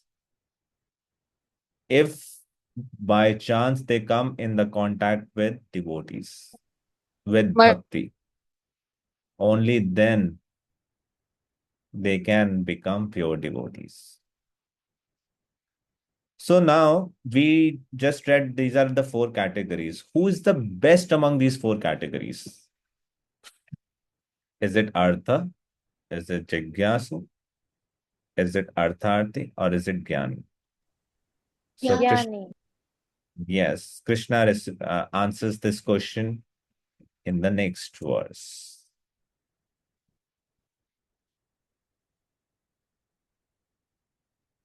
तेषां ज्ञानि नित्ययुक्त एक भक्तिर्विशिष्यते प्रियो हि ज्ञानिनोत्यर्थम aham sacha mama priya. So Jnani is the best. Why? Because Jnani is the most selfless. He is in the full knowledge of absolute truth. He's free from material desires. And Krishna is saying, Priyo hi jnaninotyartham aham sacha mama priya. I am very dear to him and he is very dear to me. So when one is in knowledge of the transcendence or Supreme Lord, material contamination cannot touch him. So someone can think, oh, only Jnani is so dear to Krishna. What about the other three categories? So Krishna says, no, no. Everyone is very dear to me. Udara sarva evaite. Jnani tvatma me matam. Astita sahi yuktatma mameva tumam gate. So all these devotees are undoubtedly magnanimous souls. But he or she who is situated in knowledge of me, I consider to be just like my own self.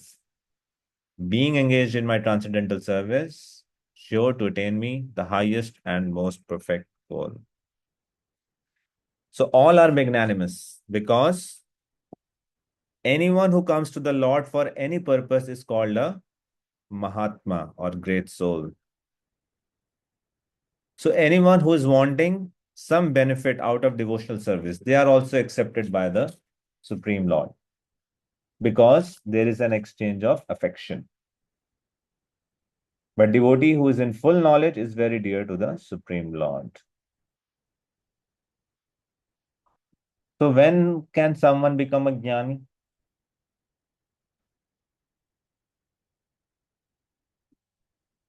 So Krishna says, Bahunam janmanamante jnanavan mam prapadyate vasudeva sarvamiti sa mahatma sudarlabha. After many births and deaths, he who is actually in knowledge surrenders unto me, knowing me to be the cause of the all causes and all that is. Such a great soul is very dear, is very rare. Right? So what is the symptom of Gyan or a Jnani? What is the symptom of knowledge? What is the essence of all knowledge?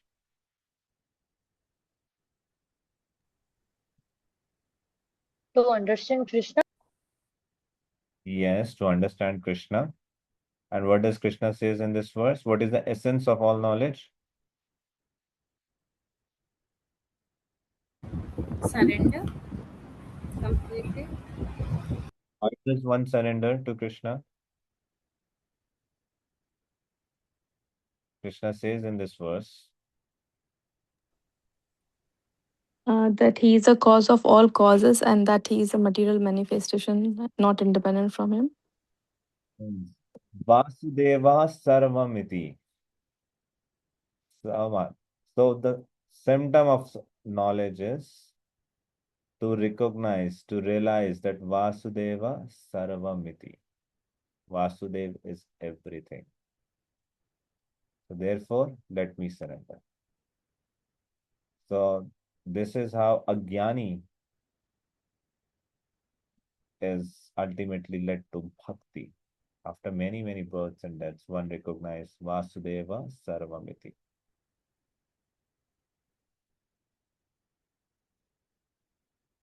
There is a very beautiful verse in Srimad Bhagavatam. Meaning,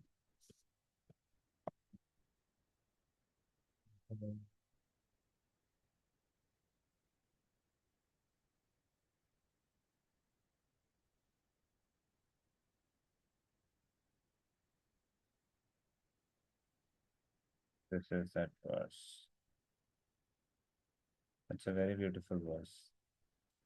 Vasudeva Paraveda, Vasudeva Paramakha, Vasudeva Parayoga, Vasudeva Parakriya, Vasudeva Param Jnanam, Vasudeva Param Tapa, Vasudeva Parodharmo, Vasudeva Paragati. So, the ultimate object of knowledge is Sri Krishna, personality of God. And the purpose of performing sacrifice is to please Him. Yoga is for realizing Him. All fruitive activities are ultimately rewarded by Him only. He is the supreme knowledge, and all severe austerities are performed to know Him. Religion is rendering loving service unto Him. He is the supreme goal of life. Such a beautiful verse. 1, 2, 28, 29. Vasudeva.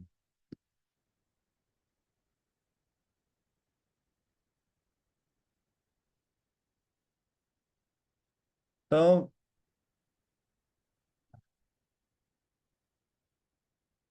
so far we discussed about how someone takes shelter of Krishna. 4 categories who don't surrender to Krishna, 4 categories who surrender to Krishna. Now, what about those who surrender but not to Krishna? The element of surrender is there, but the object of surrender is someone else. What about those people? So they are surrendering is there, but they are not surrendering to Krishna. They are surrendering to someone else. So therefore, Krishna is speaking about those people in the next verses. कामस्तस्ते हृतज्ञानः प्रपद्यन्तिन्यदेवता tam tam niyamamasthaya prakritiya niyata swayam. So he's speaking about specifically 2 categories of people. Someone who's surrendering to the demigods and someone which takes shelter of the impersonal aspect of the Supreme Lord. So what about those who surrenders but not to Krishna but to the demigods? He's mentioning about those people. So who surrenders to demigods? Those whose intelligence has been stolen by material desires surrender unto demigods, and they follow the particular rules and regulation of worship according to their own nature. So someone who's surrendering to the demigod is called as Hrit Jnana. Jnana means knowledge. In the previous verses, we just read about Bahunam Janmanam Ante Jnanavan Mam Prapadyate. One who is Jnani, who takes shelter of Krishna, realizing Vasudevam Sarvamiti. So in this verse, Krishna is saying someone whose Jnana has been taken away, stolen away. But he is different from Maya Yaprit Jnana. That was also a category where the knowledge has been stolen away by Maya Devi. But here also, the jnana has been hrit jnana, is deprived of knowledge. Kamastastar hita jnana. Here the knowledge is stolen by kama, material desires. So they surrender unto demigods. Anya devataha. The supreme devata is Krishna. So Anya devataha are the demigods. And based upon the kind of demigod it's there, every demigod has a different worship. And also the person who is worshipping them, they are in the different modes. So someone is in a mode of ignorance, more on mode of passion. Based upon their own nature, they follow a particular system of worship.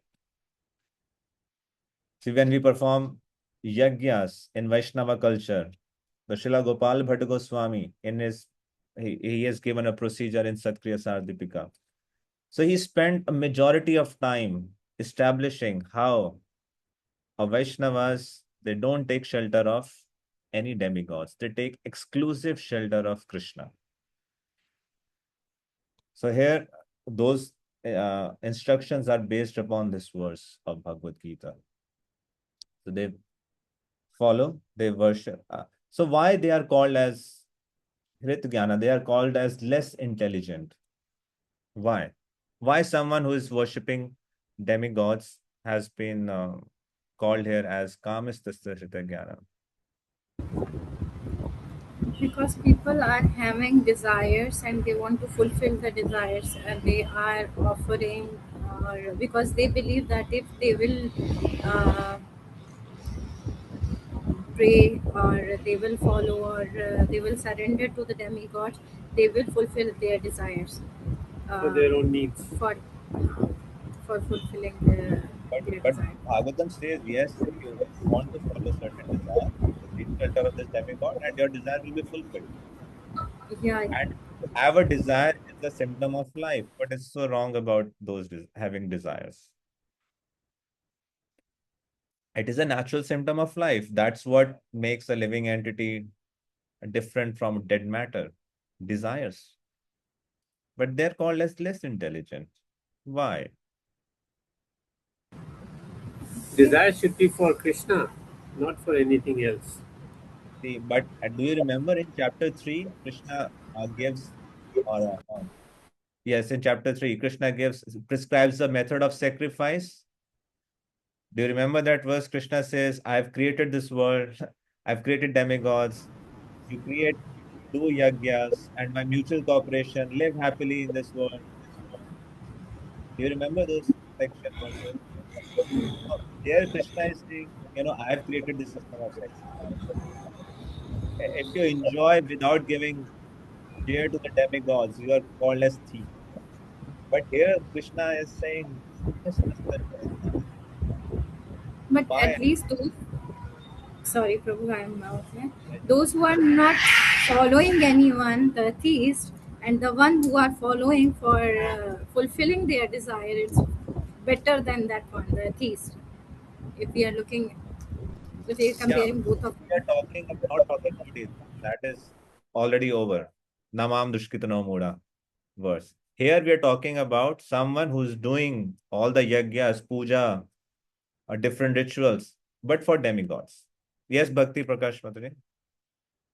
Prabhuji, basically all the demigods also go to the Krishna for any of the thing they want. So so the wise person directly go to the Krishna for anything.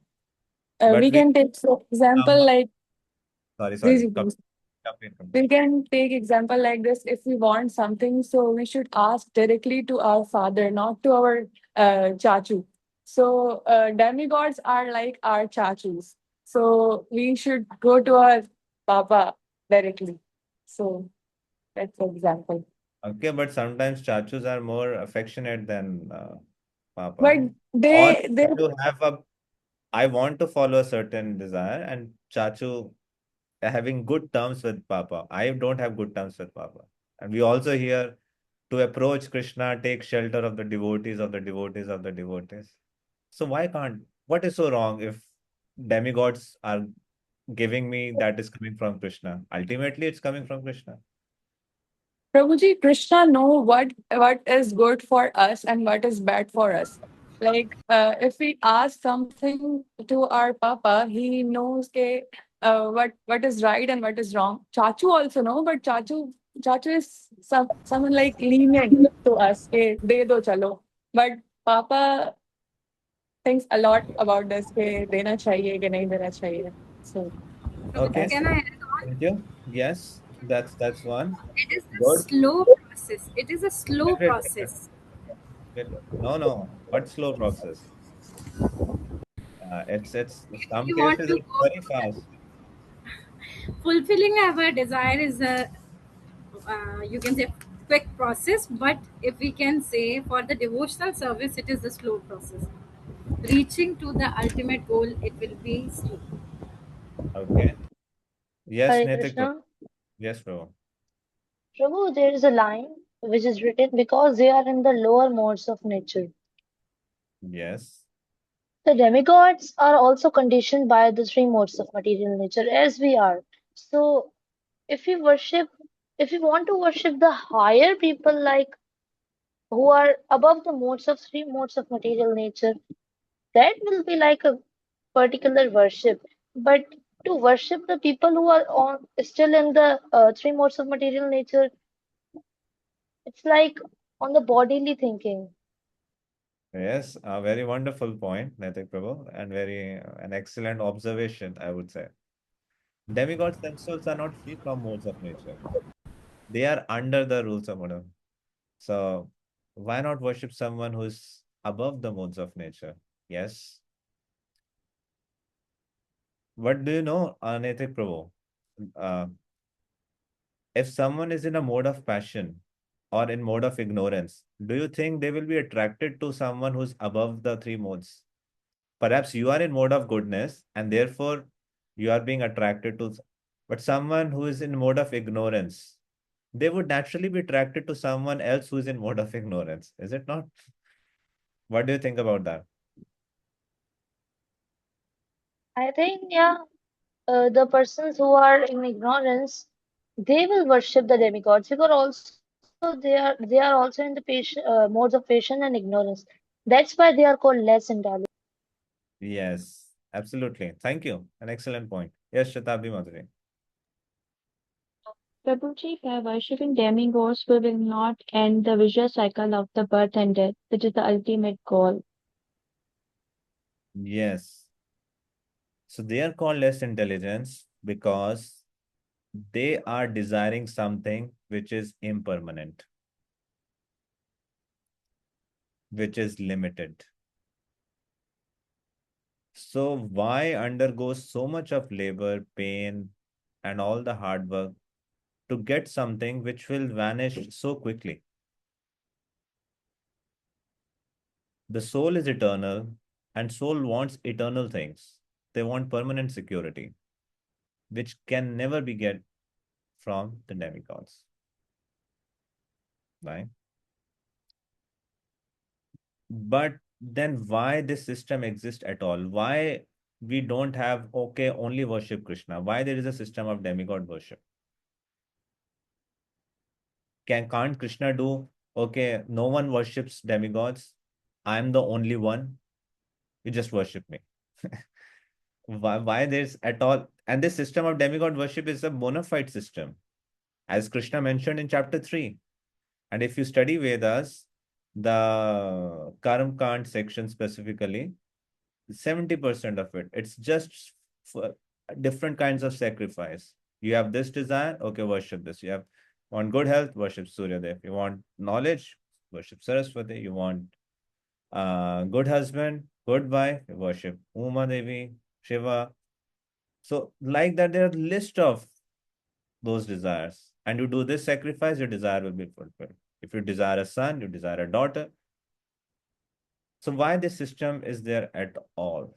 Why can't we just say, okay, just worship Krishna? Yes, Damini Madhuri. Maybe demigods helps us to connect with Krishna. I've heard that if you worship Shiva, Shiva is he is very merciful. So he help us to connect with Krishna? Okay, yes. So, yes, that's one reason.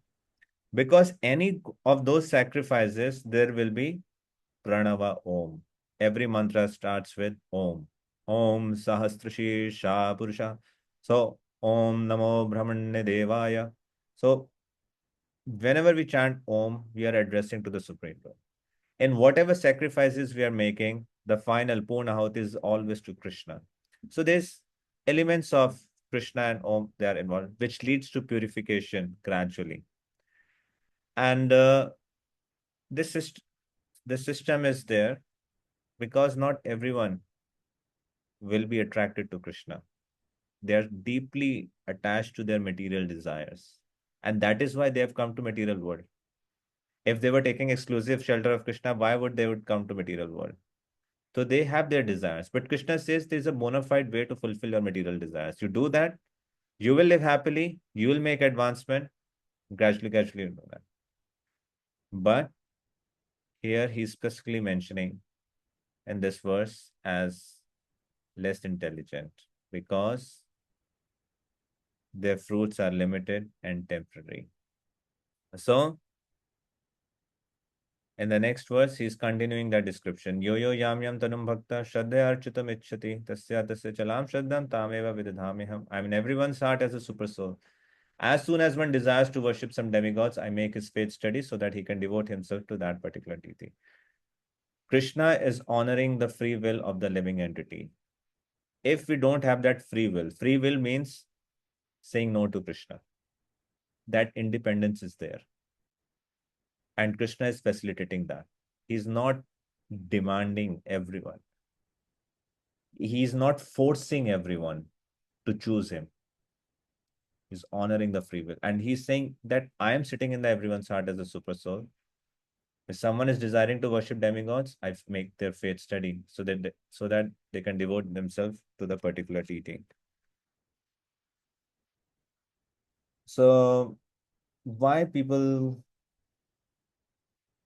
go to the demigods? Because Srila Prabhupada describes beautifully in this purport. First, because of their attitude, they have lost the spiritual sense.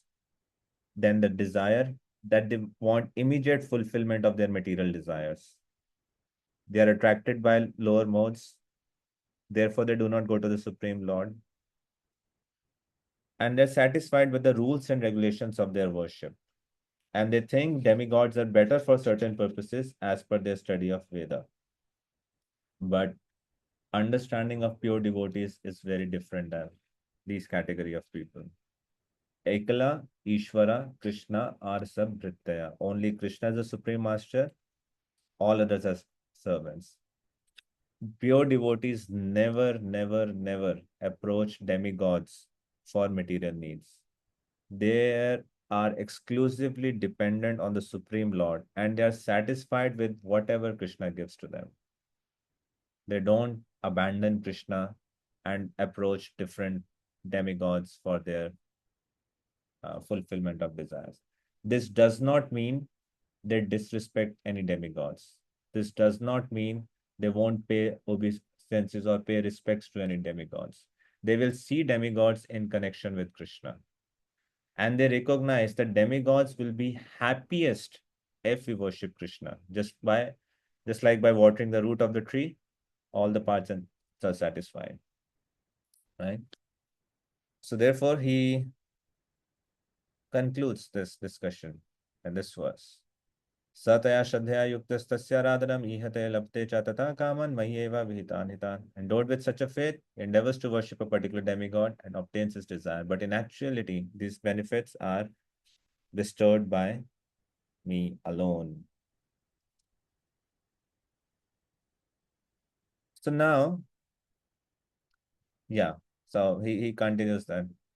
Antavattu phalam tesham tadbhavattilpamedasam devan devyajo yanti madbhakta yanti mamapi. Men of small intelligence go to the demigods. And their fruits are limited and temperate. So again in this tad bhavatte alpamedhasam. Medha means intelligent. Alpa Medha means small intelligence. So they are called as people with small intelligence because they are desiring something, a phala which is antavat, which is perishable. So who worship demigods, they go to their planets. But Krishna says, Mad Bhakta Yanti Mamapi. So results of worshipping demigods versus results of worshipping Krishna. This verse substantiates that. So there is another category of people who surrenders to not to demigods but to the impersonal aspect. So now Krishna is speaking about those categories. Avyaktam vyaktimapannam manyante mama buddhaya param bhavam jananto mama vyayam anuttamam. Unintelligent men who do not know me perfectly think that I, the Supreme Personality of Godhead Krishna, was impersonal before and have now assumed this personality. Due to their small intelligence, they do not know my higher nature, which is imperishable and supreme. अव्यक्तम व्यक्तिम आपन्नम, तो उनको क्या लगता है अव्यक्त से व्यक्ति आया है. The व्यक्तिम personal form has manifested from avyaktam. Maniyante, they consider this abuddhaya, they are abuddhiman, they are less intelligent. Param bhavam ajananto, they are ajananto, they do not know my param bhava. And what is my param bhava? Mama vyayam anuttamam. It is imperishable and supreme.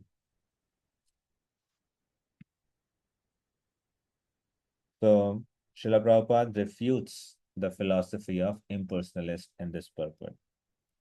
Krishna himself refutes the philosophy of impersonalist in this purpose.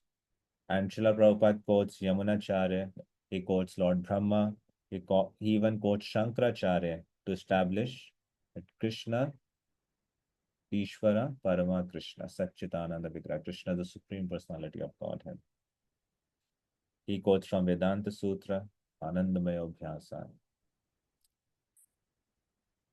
So why impersonalists who are detached from matter and are transcendental are still unable to see Krishna?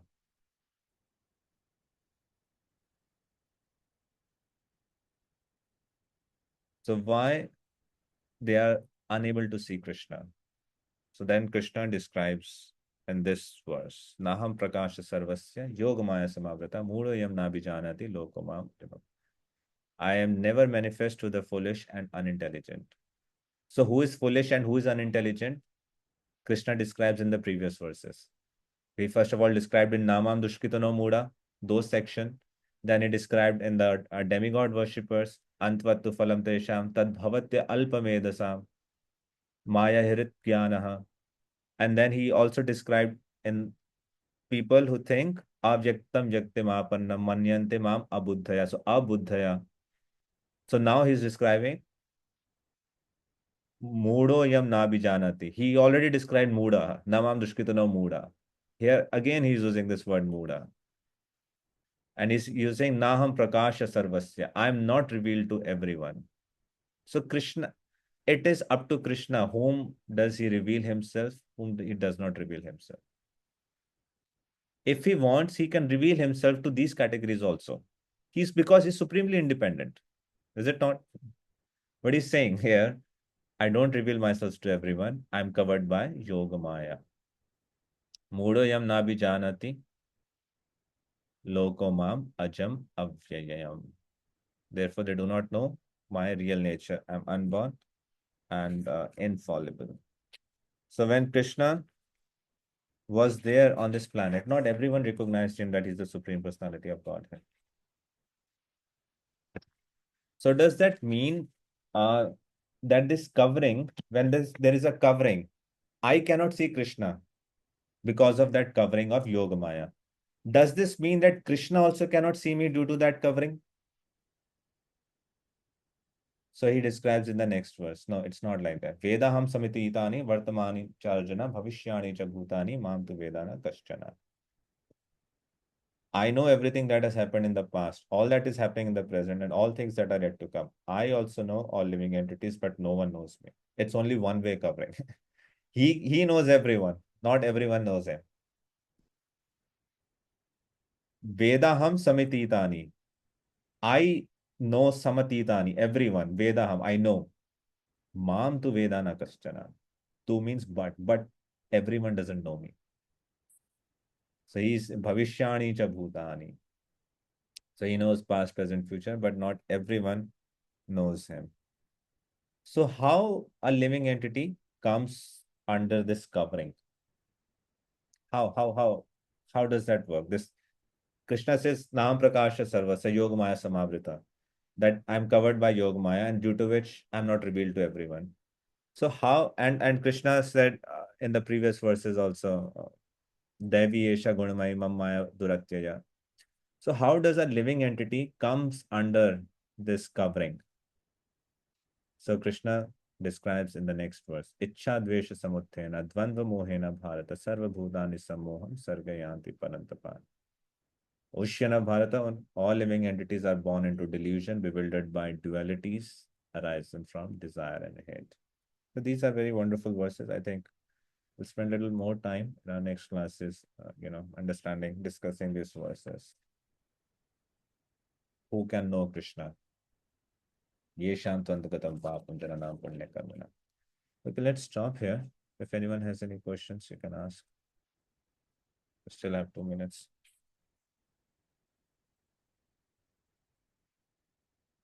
Okay, if no one has any question, let's, I guess, Damini Mataji. Prabhu, uh, Ganesh is a demigod. So somebody say that we should not offer tulsi to Ganesh, but in my house I do have deity of Ganesh. So I offer boga to Gopal, then it becomes Mahaprasadam. Then we offer the prasadam to Prabhupada, and then I offer the prasadam to Ganpati Bappa. So in that, of course, I put Tulsi. I'm offering that to Gopal. So is it like disrespect or something like that? Or it is okay because I'm offering prasadam to Ganpati? Yeah, it's okay because you're offering prasad. When a devotee gets prasad, there is tulsi in it. Yeah, So because he is a Vaishnava, and then demigods are also Vaishnavas. So Vaishnava can eat prasadam.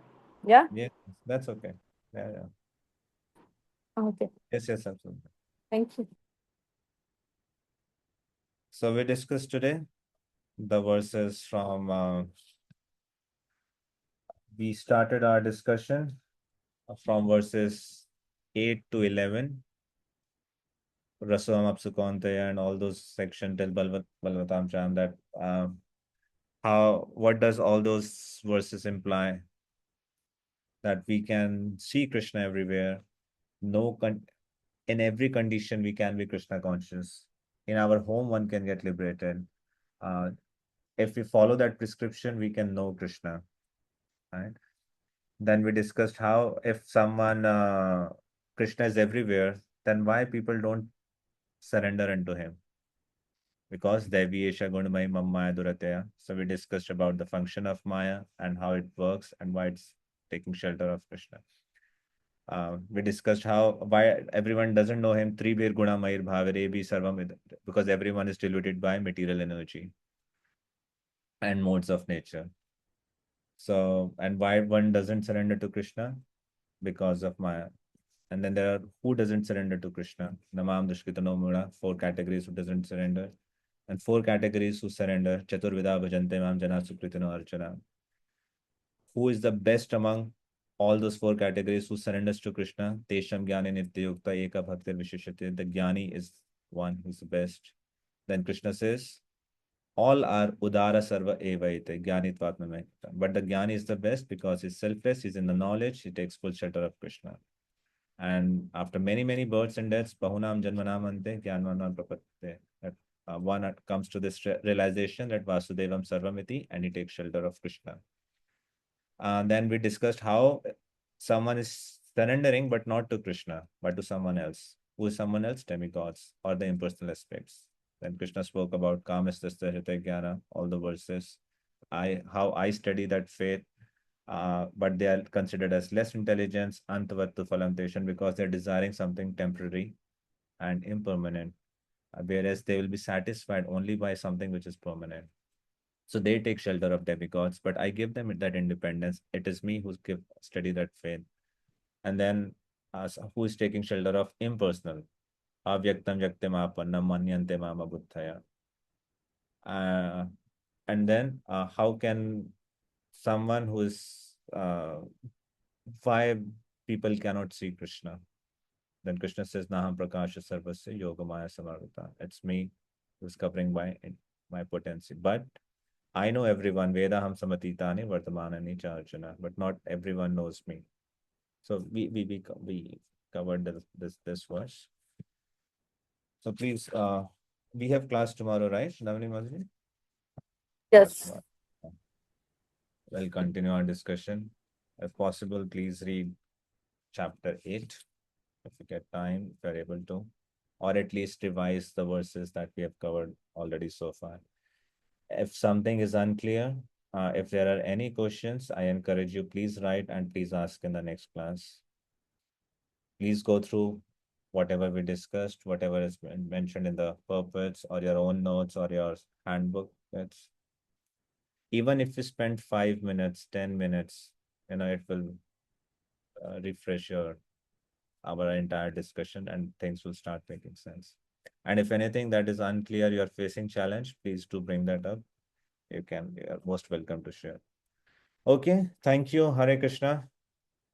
Have a most wonderful night and a day ahead. We'll see you tomorrow. Krishna willingly. Hare Krishna.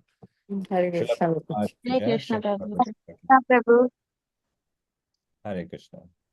Hare Krishna.